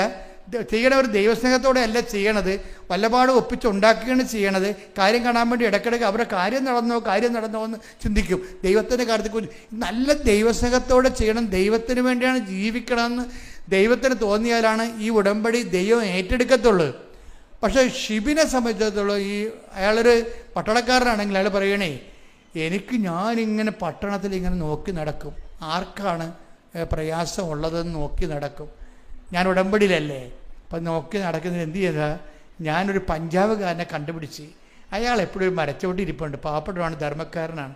അപ്പം ഞാൻ എന്ത് ചെയ്യും, എൻ്റെ ഇൻ്റർവെല്ല് ഉണ്ടാക്കി എല്ലാ ദിവസവും ആവശ്യമായ ഭക്ഷണം ഞാൻ കൊടുക്കും. അതാണ് അയാൾ പട്ടാളക്കാരനാണ്, അയാൾ ഡ്യൂട്ടിയിലാണ്. ഡ്യൂട്ടിയിൽ നിന്ന് സമയം കണ്ടുപിടിച്ചിട്ട് ഈ മരച്ചോട്ടി റോഡ് സൈഡിലിരിക്കുന്ന ഗ്രാമങ്ങളിലിരിക്കുന്ന പട്ടാളക്കാർ ഈ പഞ്ചാബുകാരന് അയാൾ തിരക്കി പോയിട്ട് അയാൾക്ക് ഈ ഭക്ഷണം കൊടുക്കും. അപ്പോൾ എന്താണ്, ദൈവ തിരുസന്നിധിയിൽ ഇയാൾ ഷിബിൻ വിശ്വസ്തനാണ്. അവിടെയാണ് ഉടമ്പടി കത്തണത് അവിടെയാണ്. അതായത് അതിന് ശേഷം നാട്ടിൽ വരുമ്പോഴും ഉടമ്പടി പ്രകാരം തന്നെയാണ് അത് പറയണേ. ഞാൻ അവിടെ ഹിന്ദി പത്രം മേടിച്ചുകൊണ്ട് പോയിട്ട് ഓരോ കടയിലും കൊണ്ടുപോയി, അവിടേക്ക് അറിയാമല്ലേ ഇതിൻ്റെ പലയിടത്തും മതപരിവർത്തന ക്രിമിനൽ കുറ്റമാണ്. അപ്പോൾ അതുകൊണ്ട് ചില സംസ്ഥാനങ്ങളിലൊക്കെ നമ്മുടെ പത്രക്കാർക്ക് വലിയ പ്രയാസമുണ്ട്, അവരൊക്കെ പോലീസ് പിടിക്കുന്നുണ്ട്. പിന്നെ ഇവിടുന്നൊക്കെ വിളിച്ച് പറഞ്ഞും നമ്മൾ അവിടെയുള്ള സ്വാധീനമൊക്കെ ഉപയോഗിച്ചൊക്കെയാണ് അവരെ കാര്യങ്ങൾ പറഞ്ഞ് മനസ്സിലാക്കി. അതുകൊണ്ടാണ് നമ്മൾ ഡിസ്ക്ലെയിമർ പത്രത്തിൽ ഇട്ടിരിക്കണത്. പത്രം ആർക്കും കൊടുക്കാറില്ല, അതിന് നമ്മുടെ ഭരണഘടന നമുക്ക് മൗലികമായ അവകാശം തരുന്നുണ്ട്. നമ്മുടെ അറിവുകൾ, ബോധ്യങ്ങൾ മറ്റുള്ളവരൊക്കെ ഷെയർ ചെയ്യാൻ നമുക്ക് അധികാരമുണ്ട്. പക്ഷേ പോലീസുകാർ വെറുതെ കയറി പിടിക്കണം, കേസ് നിൽക്കത്തില്ല. പക്ഷേ അതേസമയം അവർ വേറെ വകുപ്പൊക്കെ എടുത്ത് ചേർത്താൽ നമ്മുടെ ആൾക്കാരെ ചില സമയത്ത് പീഡിപ്പിക്കണം. എന്നിട്ട് പോലും ആൾക്കാർ റിസ്ക് എടുത്ത് പത്രം കൊടുക്കുന്നുണ്ട്. ഇത് ഒരു റിസ്ക്കും ഇല്ലാത്ത ആൾക്കാരുടെ വീട്ടിൽ പത്രം വെറുതെ ഇരിപ്പുണ്ട്, മനസ്സിലായില്ലേ? ഒരു റിസ്ക്കും ഇല്ല, ആർക്ക് വേണം കൊടുക്കാവുന്ന വീട്ടിലും പത്രം കൊണ്ട്. ഏറ്റവും വലിയ ഗതികേടെന്ന് പറയണത്, നിങ്ങൾ ഉടമ്പടി എടുത്തിട്ട് ഭാര്യനെ കൊണ്ട് പത്രം കൊടുപ്പിക്കുന്നതാണ് ഏറ്റവും വലിയ ഗതികേട്. മക്കൾ ഉടമ്പടി എടുക്കും, അമ്മയെ കൊണ്ട് ഭർത്താവും പത്രം കൊടുപ്പിക്കും. ഇത് രണ്ടും ഒരു വിഷയമാണ്. ഉടമ്പടി വ്യക്തിപരമായിട്ടുള്ള വിഷയമാണത്. നിങ്ങൾ വ്യക്തിപരമായിട്ടാണ് ഉടമ്പടി എടുത്തിരിക്കുന്നത് ദൈവമായിട്ട്. അപ്പോൾ ആ വർക്ക് നിങ്ങൾ ഇങ്ങനെ കൊട്ടേഷൻ കൊടുക്കരുത്. നിങ്ങൾ കൊട്ടേഷൻ കൊടുത്തു കഴിഞ്ഞാൽ എന്താ പറ്റുമെന്ന് വെച്ച് കഴിഞ്ഞാൽ ഉടമ്പടി വർക്കൗട്ട് ചെയ്യത്തില്ല. പിന്നെ നിങ്ങൾ കത്തോലിക്കൽ തന്നെ കുമ്പസാരിക്കാൻ പറയണം, ദൈവത്തിനെ പറ്റിച്ചിട്ടുണ്ടെന്ന് പറയണം നിങ്ങളെ. കാര്യം എന്താ കഴിഞ്ഞാൽ ഉടമ്പടി നിങ്ങൾ ചെയ്തോളാം എന്നാണ് ഇവിടെ ഉടമ്പടി പ്രഖ്യാപനം നടത്തിയിരിക്കുന്നത്. അല്ലാതെ വൈഫിനെ കൊണ്ടാ മക്കളെ കൊണ്ടാ പത്രം കൊടുപ്പിക്കാവുന്നതല്ല. അപ്പം അതുകൊണ്ടാണ് ഈ അച്ഛന്മാർ വന്ന് ഉടമ്പടി എടുക്കുമ്പോൾ ഞാൻ അച്ഛമ്മയോട് പറയും, അച്ഛന്മാർ കാര്യങ്ങൾ അറിഞ്ഞുകൊണ്ടാണ് വന്നിരിക്കുന്നത്. നിങ്ങളുടെ വിഷയം ഉണ്ടെന്നൊക്കെ എനിക്കറിയാം, പക്ഷെ അതല്ല, നിങ്ങൾ ഉടമ്പടി പാലിക്കാൻ കറക്റ്റാണോ നിങ്ങൾ ഈ പത്രം വൃത്തിയായിട്ട് കൊണ്ടേ കൊടുക്കുമോ എന്ന് ഞാൻ ചോദിക്കും. കൊടുക്കാൻ ഉദ്ദേശിക്കുന്നില്ലെങ്കിൽ അച്ഛൻ എടുക്കരുത്, അച്ഛൻ പ്രാർത്ഥിച്ചിട്ട് പോയിക്കാൻ പറയും. അപ്പം അച്ഛന്മാരുടെ വരെ ഞാൻ ഇങ്ങനെ പെരുമാറണത്. അപ്പം നിങ്ങളോടൊക്കെ ഉള്ള അവസ്ഥ എന്തായിരിക്കും? അപ്പം അതുകൊണ്ട് എപ്പോഴും നമ്മൾ ശ്രദ്ധിക്കേണ്ടത്, നിങ്ങൾ കൃത്യമായിട്ട് ഈ സംഭവം കാര്യം ഇതിനകത്ത് 50 പോയിൻ്റ് സുവിശേഷ കൈമാറ്റത്തിനാണ്, 30 പോയിൻ്റ് ഉപവിപ്രവർത്തനങ്ങൾക്കാണ്, 20 പോയിൻ്റാണ് പ്രത്യക്ഷീകരണ പ്രാർത്ഥനയ്ക്കുള്ളത്. നിങ്ങൾ ആ 30 എന്താണ് അങ്ങനെ അപ്പം നിങ്ങൾ എന്നോട് ചോദിക്കും, എന്തുകൊണ്ട് അച്ഛൻ എന്ത് കണക്കനുസരിച്ചാണ് ഇത് പറയണമെന്ന്? ഇത് പറയണമെന്ന് പറയുന്നത് 5:19 അനുസരിച്ചുകൊണ്ടാണ്. അച്ഛാ ഒന്ന് വായിച്ചാ മത്തായി 5:19 ശ്രദ്ധിക്കട്ടെ. ഹല്ലേലൂയ. മത്തായി 5:19. ഈ പ്രമാണങ്ങളിൽ ഈ വചനങ്ങളിൽ ഏറ്റവും നിസ്സാരമായ ഒന്ന് ലംഘിക്കുകയോ ലംഘിക്കുവാൻ മറ്റുള്ളവരെ പഠിപ്പിക്കുകയോ ചെയ്യുന്നവൻ സ്വർഗരാജ്യത്തിൽ ചെറിയവനെന്ന് വിളിക്കപ്പെടും. എന്നാൽ അതനുസരിക്കുകയും പഠിപ്പിക്കുകയും ചെയ്യുന്നവൻ സ്വർഗരാജ്യത്തിൽ വലിയവനെന്ന് വിളിക്കപ്പെടും. അപ്പൊ സ്വർഗരാജ്യത്തിൽ വലിയവനെന്ന് വിളിക്കപ്പെടുമെന്ന് പറയുമ്പോൾ അവൻ്റെ കൃപ ആർജിക്കുന്ന അനുസരിച്ചാണ് ദൈവരാജ്യത്തിലെ വലിപ്പച്ചെറുപ്പം വരണത്. അപ്പോൾ അതെങ്ങനെയാണ്? ഈ വചനം പാലിക്കാൻ മറ്റുള്ളവരെ പഠിപ്പിക്കുകയും ചെയ്യണം. അല്ലാതെ നിങ്ങൾ ഉടമ്പടി എടുത്തിട്ട് ഭാര്യനെ കൊണ്ട് പഠിപ്പിച്ചിട്ട് കാര്യമില്ല. അത് വളരെ സീരിയസ് വിഷയമാണത്. അപ്പോൾ അത് അങ്ങനെ ആവതില്ലാത്തവർ ഈ പണിക്ക് നിൽക്കരുത്. കാര്യം ഇത് വളരെ സീരിയസ് വിഷയമാണ്. ഇപ്പം നിങ്ങൾ തന്ത്രപൂർവ്വം ദൈവത്തിൻ്റെ കണ്ണിൽ പൊടിയിട്ടിട്ട് ദൈവത്തിൻ്റെ അടുത്ത് ശാസ്ത്രീയ വർത്തമാനം പറയാമെന്നാണ് വിചാരിക്കണത്. അങ്ങനെയല്ല ഇത് വ്യക്തി കർത്താവിനെ അറിയുക, അറിയാത്തവരെ അറിയിക്കുക നമ്മുടെ ഉത്തരവാദിത്വമാണത്.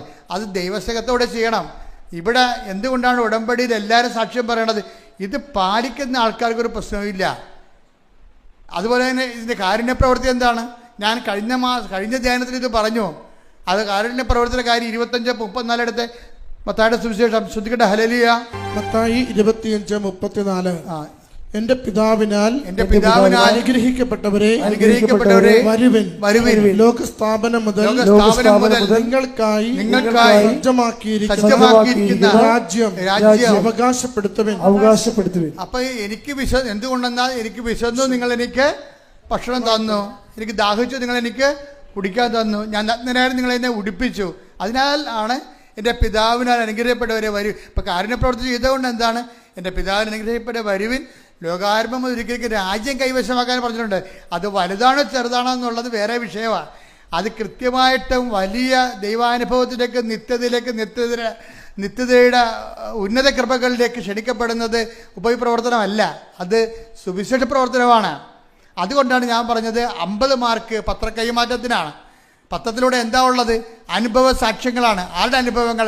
ക്രിസ്തുവിനെ വചനം നടപ്പിൽ വരുത്തിക്കൊണ്ട് അവൻ പറയണ പോലെ ചെയ്ത് അനുഭവം പ്രാപിച്ചവരുടെ അനുഭവ സാക്ഷ്യമാണ് പത്രത്തിലുള്ളത്. 100 എണ്ണം ഉണ്ട്. കാണുമ്പോൾ തന്നെ അത് ആൾക്കാർ മനസ്സിലാക്കി എൻ്റെ പ്രശ്നമുള്ള സാക്ഷ്യം വായിച്ചു കഴിയുമ്പോൾ അവൻ കർത്താവിനെ തിരക്ക് വരും.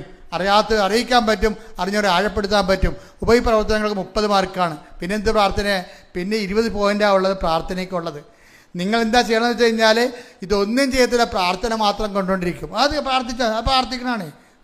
നിങ്ങൾക്കറിയാൻ പറഞ്ഞിട്ടാണ് ഞാൻ വിശ്വാസ പ്രമാണം എഴുതിയിരിക്കണം. അതിൻ്റെ അകത്ത് വിശ്വാസ പ്രമാണം എല്ലാവർക്കും അറിയാം, സ്വർഗസ്ഥരാപിത എല്ലാവർക്കും അറിയാം, നന്മ അറിഞ്ഞ പറയും എല്ലാവർക്കും അറിയാം, ജപമാല എല്ലാവർക്കും അറിയാം ശരിക്കും. പക്ഷെ അതിൻ്റെ എല്ലാം ചെല്ലിയാലും നമുക്ക് വരുന്നത് എന്താണ്? അതെല്ലാം ചെല്ലണം. എന്താണ്? കഴിഞ്ഞ ധ്യാനത്തിൽ ഞാൻ പറഞ്ഞായിരുന്നു, വെള്ളം കുടിക്കാൻ ജീവിക്കാൻ പറ്റുമോ? ഡീഹൈഡ്രേഷൻ ഉണ്ടാവും, കരളുപാട്, കിഡ്നി ചുങ്ങിപ്പോവും, ചത്തുപോവും. അപ്പോൾ പ്രാർത്ഥനയില്ല ജീവിക്കാൻ പറ്റത്തില്ല. പ്രാർത്ഥന വെള്ളം പോലെയാണ്. പക്ഷെ നമ്മൾ ജോലി ചെയ്യണമെങ്കിൽ ഗുരുത്വമുള്ള ഭക്ഷണം വേണം, ന്യൂട്രീഷനായിട്ടുള്ള ഫുഡ് വേണം. അതിനാണ് ഉപപ്രവർത്തനങ്ങളും സുവിശേഷ വേലയെന്ന് പറയണത്. അപ്പം അതുകൊണ്ട് ഇതിൻ്റെ എല്ലാം കറക്റ്റായിട്ടാണ് ഉടമ്പടിയിലുള്ളത്. ഷിബിൻ ഇതെല്ലാം കൃത്യമായിട്ട് ചെയ്യുന്ന ആളാണ്. അതുകൊണ്ടാണ് ഹിന്ദി പത്രവും ഇംഗ്ലീഷ് പത്രവും മേടിച്ചിട്ട് ഇന്ത്യ മുഴുവനും പറ്റുന്ന സ്ഥലങ്ങളെല്ലാം ആ മനുഷ്യൻ കൊണ്ടേ കൊടുക്കണത്. കൊടുത്തിട്ട് ഒരു ദിവസം ഷിബിൻ നാട്ടിൽ വരുമ്പോൾ ഷിബിനോട് ഇപ്പം നമ്മൾ സത്യസന്ധരാണെന്ന് പറഞ്ഞാൽ അമ്മ ഉടനെ ഇടപെടും. നമ്മൾ ദൈവം ഇടപെടാത്തതിൻ്റെ കാര്യം എന്തറിയാവോ? നമ്മൾ ഉടമ്പടി സത്യസന്ധരല്ലാത്തത് കൊണ്ടാണ്. ഷിബിൻ ഉടനെ നാട്ടിൽ വന്നപ്പോൾ പരിശുദ്ധമ്മ പറഞ്ഞു, മോനെ അവിടെ കൊണ്ട് ഉപ്പിടാൻ പറഞ്ഞു. ആ പറമ്പ് വഴിയിലല്ല ഉപ്പിടാൻ പറഞ്ഞു. അവൻ അവിടെ കൊണ്ട് വിശ്വാസപ്രമാണം ചൊല്ലി ആ വഴിയില്ലാത്ത സ്ഥലത്ത് കൊണ്ടുപോയി ഉപ്പിട്ട് വെച്ച് പിറ്റേ ദിവസം 20 കൊല്ലമായി ആ വീട്ടിൽ കയറി ഇറങ്ങണത്. ആ മനുഷ്യനോട് ഇന്നവൻ, ചേട്ടാ ഇത്തിരി വഴി കിട്ടാൻ വല്ല മാർഗ്ഗമുണ്ടോ? ഞാനിത് 20ാമത്തെ കൊല്ലാണ് വരണത്. അപ്പോൾ ഉടനെ ചേട്ടൻ പറഞ്ഞ്, ഞാൻ പണി ചെയ്യാം, നിനക്ക് വഴി തരാം. പക്ഷേ അതെങ്ങനെ തരും? സൈഡിൽ കൂടി തരാം. അത് തോടാണത്, അതിന് നികർത്തിയെടുത്തോളാൻ പറഞ്ഞു.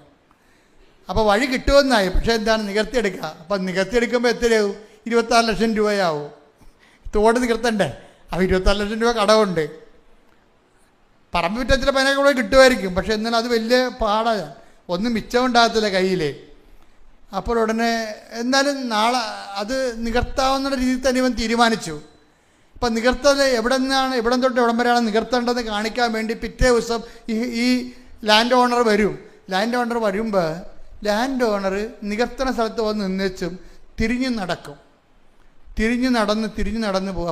അപ്പോൾ ഷിബിം ഈ പട്ടാളക്കാരൻ വിളിക്കും, ചേട്ടാ ഇവിടെ അല്ലേ ഇന്നലെ വഴി തരാമെന്ന് പറഞ്ഞത്, ഇനി ഇയാൾ ഇതിൻ്റെ ഐഡിയാന്ന് മാറിയാന്ന് അറിയാൻ വേണ്ടി പുള്ളി ആശങ്കയോടെ വിളിക്കും, ചേട്ടാ ഇവിടെയാണല്ലോ പറഞ്ഞത് എന്ന് പറഞ്ഞ് വെച്ചും ഈ ലാൻഡ് ഓണർ ജോലി ആ പറമ്പിൻ്റെ ഉടമസ്ഥൻ അറിയാതെ ഇവൻ ഉപ്പിട്ട സ്ഥലത്ത് പോയി നിൽക്കും.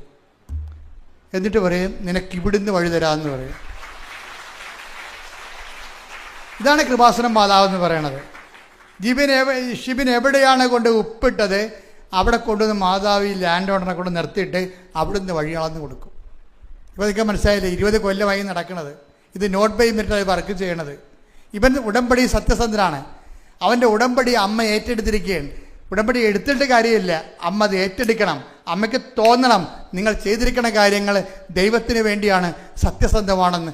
അങ്ങനെ ഒരു നിമിഷം ദൈവത്തെ കൊണ്ട് തോന്നിപ്പിക്കാൻ ഇടയായ പിന്നെ നിങ്ങൾക്ക് തിരിഞ്ഞു നോക്കേണ്ടി വരത്തില്ല. ശ്രുതിക്കട്ടെ ഹല്ലേലൂയ.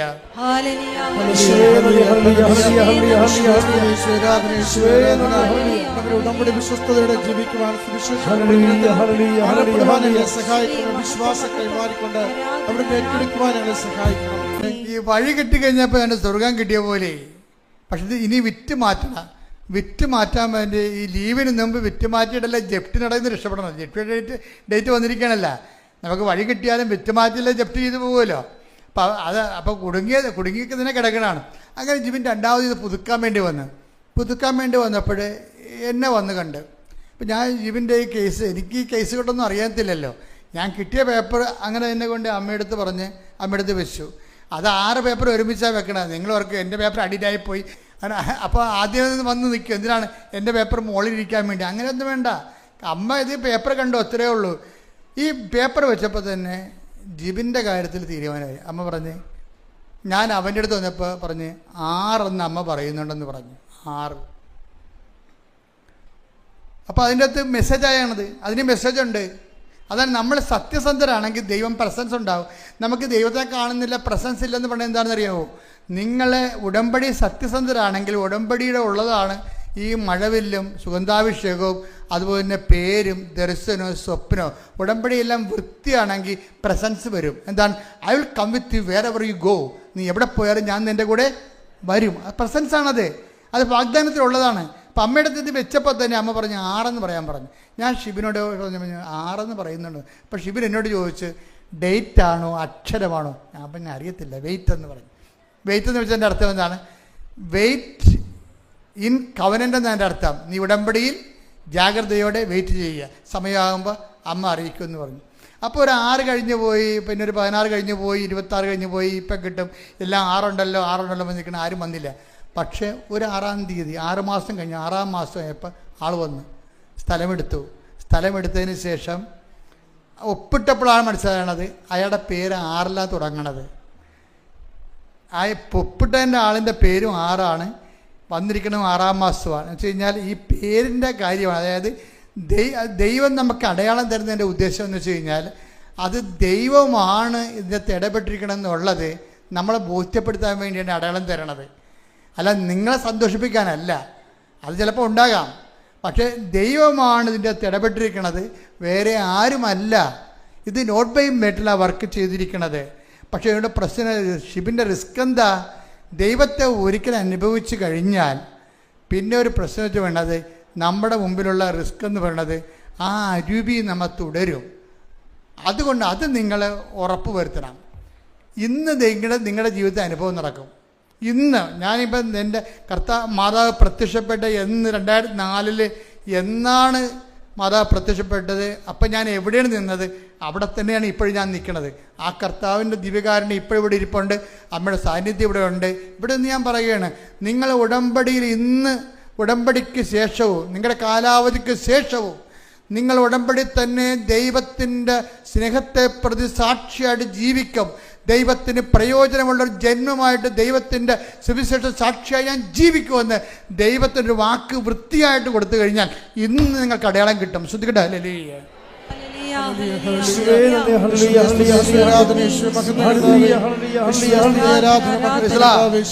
ഉടമ്പടി എടുക്കുന്നതിനേക്കാൾ പ്രശ്നമാണ് ഉടമ്പടി ദൈവത്തെ കൊണ്ട് ഏറ്റെടുപ്പിക്കണത്. ഏറ്റെടുപ്പിക്കാനുള്ളൊരു മാർഗം ഇതാണ് ഇപ്പോൾ പറയണത്. എന്താ കാര്യം? നിങ്ങൾ ഉടമ്പടി ജീവിക്കുമെന്ന് ദൈവത്തിനൊരു വൃത്തിയുള്ള വാക്ക് കൊടുക്കണം. ഉടമ്പടിക്കാലം കഴിഞ്ഞാലും ഞാൻ വിശുദ്ധിയോടും സുവിശേഷ സാക്ഷിയായിട്ട് ജീവിക്കും. അത് സത്യസന്ധമാണെങ്കിൽ ഇന്ന് അടയാളം നടക്കും. കാര്യം ഉടമ്പടി കർത്താവിൻ്റെ വാക്ക് കർത്താവ് ആ വാക്കിൽ നിന്ന് മാറ്റത്തില്ല. കാര്യം എന്താ വെച്ചാൽ നിങ്ങൾ അവിശ്വസ്തരായിരുന്നാൽ പോലും ഞാൻ വിശ്വസ്തനാകുമെന്ന് പറയുമ്പോഴേ ആ വിശ്വസ്തത നമുക്ക് അനുഭവവേദ്യമാകണത് വേറെ ഒരു വിഷയമായതുകൊണ്ടാണ് ഞാൻ ഇങ്ങനെ നിങ്ങളോട് പറഞ്ഞത്. കാര്യം എന്താണ്? നിങ്ങൾ ചെയ്യുന്ന കാര്യം ദൈവത്തെ കൊണ്ട് ഏറ്റെടുപ്പിക്കാൻ എന്ത് ചെയ്യണം? ഞാൻ എക്കാലവും ദൈവത്തിന് 90 ദിവസമല്ല പ്രായം, അവൻ നിത്യത വരെ. അപ്പം നിങ്ങൾ എൻ്റെ കർത്താവ് നീ എന്നെ സഹായിക്കണം. എനിക്ക് ജീവിതകാലം മുഴുവൻ ഉടമ്പടി ജീവിക്കാൻ ആഗ്രഹമുണ്ട്. അതിനിവിടെ ആലപ്പുഴ വരണമെന്ന് നിർബന്ധമുണ്ടോ? ഒരു നിർബന്ധവുമില്ല. ജീവിതകാലം മുഴുവൻ ആലപ്പുഴ വരണമെന്ന പേപ്പർ വായിക്കണമെന്ന ക്യൂ നിൽക്കണമെന്ന ഒന്നും നിർബന്ധമില്ല. നിങ്ങൾ ദൈവത്തിൽ എന്താ പറയേണ്ടത്? ഞങ്ങൾ ആലപ്പുഴയായാലും അയർലൻഡിലായാലും ഞങ്ങൾ ദൈവതിരുസന്നിധിയിൽ വിശുദ്ധിയോടെ സുവിശേഷത്തിൻ്റെ സാക്ഷിയായിട്ട് ഉടമ്പടിയതുപോലെ തുടർന്ന് ജീവിക്കും. ശ്രദ്ധിക്കട്ടെ. ഹല്ലേലൂയ. എൻ്റെ പ്രിയപ്പെട്ടവരെ, രോഗസൗഖ്യ പ്രാർത്ഥനയുടെ സമയമാണ്. കൈകൾ മാറ്റി വെക്കണം. നെഞ്ചിൽ വെക്കണം, വയറിൽ വെക്കണം, കഴുത്തിൽ വെക്കണം, എവിടെയൊക്കെ ഇപ്പോൾ സ്പോണ്ടിലോസിന് അസുഖമുള്ളവർ പിൻകഴുത്തിൽ വെക്കണം, തൈറോയിഡിന് അസുഖമുള്ള കഴുത്തിൽ വെക്കണം, ശിരസ് മൊത്തം വേദനയും ബ്ലോക്കും ഉള്ളവർ ശിരസിൽ വെക്കണം, നെഞ്ചുവേദനക്കാർ ഹാർട്ടിന് ബ്ലോക്കുള്ളവർ ഹാർട്ടിൽ വെക്കണം, കരളുകാരനുള്ളവർ നെഞ്ചിനെ കൊണ്ട് താഴെ വെക്കണം, ഉദര രോഗികൾ വയറിൽ വെക്കണം, ആരോഗ്യ കുഞ്ഞുങ്ങളില്ലാത്തവർ അടിവയറ്റിൽ വെക്കണം. അതുപോലെ എവിടെയാണ് രോഗം അവിടെയാണ് കൈവച്ച് മാറ്റി മാറ്റി വെക്കേണ്ടത്. അത് മാതാവിൻ്റെ മധ്യസ്ഥയിലാണ് ഞാൻ വെക്കുന്നത്, ഈശോൻ്റെ നാമത്തിലാണെന്ന് ഓർത്താൽ മതി. എന്ന് പറഞ്ഞ് ഞാൻ കൈകൾ എൻ്റെ ശരീരത്തിൽ വെക്കുന്നു, അതെൻ്റെ അമ്മയുടെ മധ്യസ്ഥയിലാണ്, അതെൻ്റെ ഈശോൻ്റെ നാമത്തിലാണ്. ഇനി നിങ്ങൾക്ക് രോഗം ഇല്ലെന്ന് വിചാരിച്ചോ, നിങ്ങളുടെ ബന്ധുക്കൾക്കോ വീട്ടുകാർക്കോ ആർക്ക്, നിങ്ങളുടെ സുഹൃത്തുക്കൾക്കോ ആർക്ക് രോഗം ഉണ്ടായാലും അവർ നിങ്ങളുടെ ജാമ്യം, ഇപ്പം ജിൻസി അല്ലേ, ജിൻസിയുടെ ജാമ്യത്തിലല്ലേ പ്രിൻസിക്ക് അനുഗ്രഹം കിട്ടിയത്. അപ്പം തീർച്ചയായിട്ടും അത് ട്രാൻസ്ഫറബിളാണ്. നിങ്ങളുടെ വിശ്വാസത്തിൽ നിങ്ങൾക്ക് വിശ്വാസം ഇല്ലാത്തവർക്ക് വേണ്ടി പ്രാർത്ഥിക്കാം. അവരെ കർത്താവ് നിങ്ങളുടെ അടിസ്ഥാനത്തിൽ വീണ്ടെടുക്കും. ശ്രുതിക്കട്ടെ ഹല്ലേലൂയ.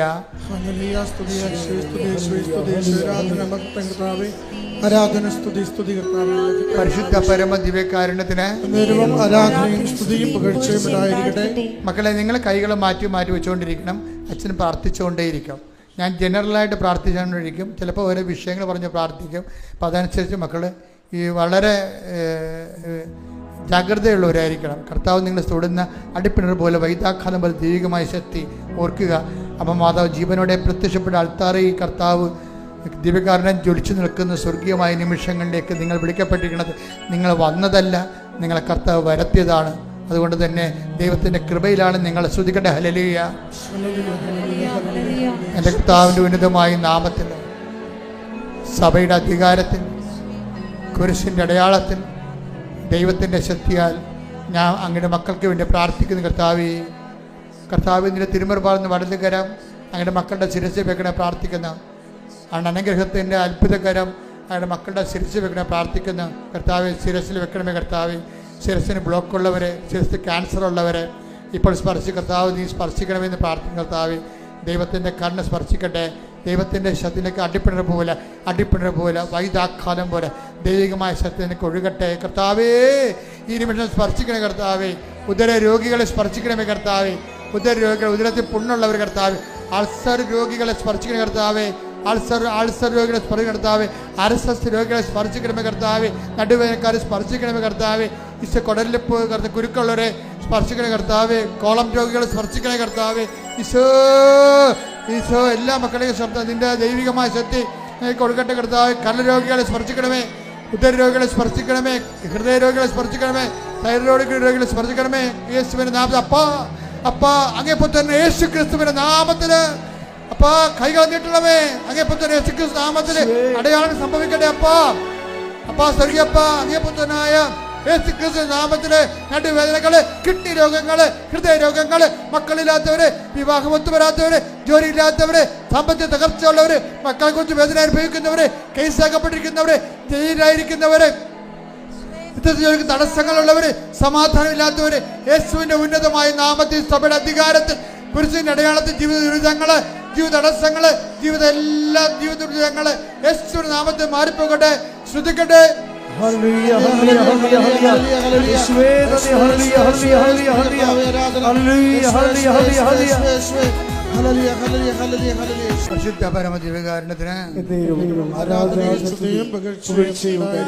എൻ്റെ മക്കളെ ജോലിയില്ലാത്തവരെ, ജോലി നഷ്ടപ്പെട്ടവരെ,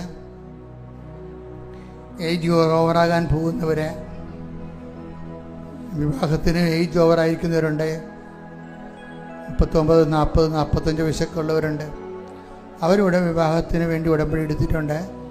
അവരെല്ലാം ഈ പാനൽത്താരയിൽ ഓർക്കുന്ന കുടുംബത്തിലെ സാമ്പത്തിക ബാധ്യതകൾ വന്നിട്ടുള്ളവർ, വസ്തു വിൽക്കപ്പെടാത്തവർ, വസ്തുവുമില്ല, വീടുമില്ല, സ്ഥലവുമില്ലാത്തവർ, പോയി രക്ഷപ്പെടാൻ വേണ്ടി മക്കളുമില്ലാത്തവരുണ്ട്. ചിലക്കൊക്കെ മക്കളുണ്ട്, അവർക്ക് ജോലി കിട്ടുമെന്നുള്ള പ്രതീക്ഷയുണ്ട്. ചിലർക്ക് അതുപോലും ഇല്ലാത്ത പ്രതീക്ഷയില്ലാത്തവരുണ്ട്. ദൈവമാണ് അവരുടെ പ്രതീക്ഷ. കർത്താവെ നിൻ്റെ നാമത്തെ മഹത്വപ്പെടുത്തണമേ. കർത്താവെ സഭയിലുള്ള സാന്നിധ്യം നീ പ്രകടമാക്കണമേ. കർത്താവെ ഗതി പിടിക്കാൻ ഒരു പ്രതീക്ഷ ബുക്ക് പോലും വകയില്ലാത്തവരുണ്ട്. എബ്രാഹാം പോലും കർത്താവെ പ്രതീക്ഷയ്ക്ക് വകയില്ലാത്തവനായിരുന്നു. അതുപോലെ ഒരു പ്രതീക്ഷയ്ക്ക് രക്ഷപ്പെടാനുള്ള പ്രതീക്ഷയ്ക്ക് വകയില്ലാത്തവരുടെ പ്രതീക്ഷ അങ്ങ് തന്നെയാണെന്നുള്ള ബോധ്യം പരിശുദ്ധയുടെ മാധ്യസ്ഥ ലഭിക്കട്ടെ. ജോലിയില്ലാത്തവർ, വീടില്ലാത്തവർ, കുഞ്ഞുങ്ങളെ ഓർത്തത് കൊണ്ട് പ്രയാസം നിൽക്കുന്നവർ, കുഞ്ഞുങ്ങൾക്ക് ഉന്നതമായ വിദ്യാഭ്യാസത്തിന് അഡ്മിഷൻ കിട്ടാത്തവർ, സമാധാനം ഇല്ലാത്തവർ, ജോലി ശമ്പളം തടഞ്ഞു വെച്ചിരിക്കുന്നവർ, ഉദ്യോഗം ഗവൺമെൻറ് അക്കൗണ്ട് പാസ്സാക്കാത്തവർ, അങ്ങനെ കേസാക്കപ്പെട്ടിരിക്കുന്നവർ, കോടതി കേസുകൾ നടന്നുകൊണ്ടിരിക്കുന്നവർ,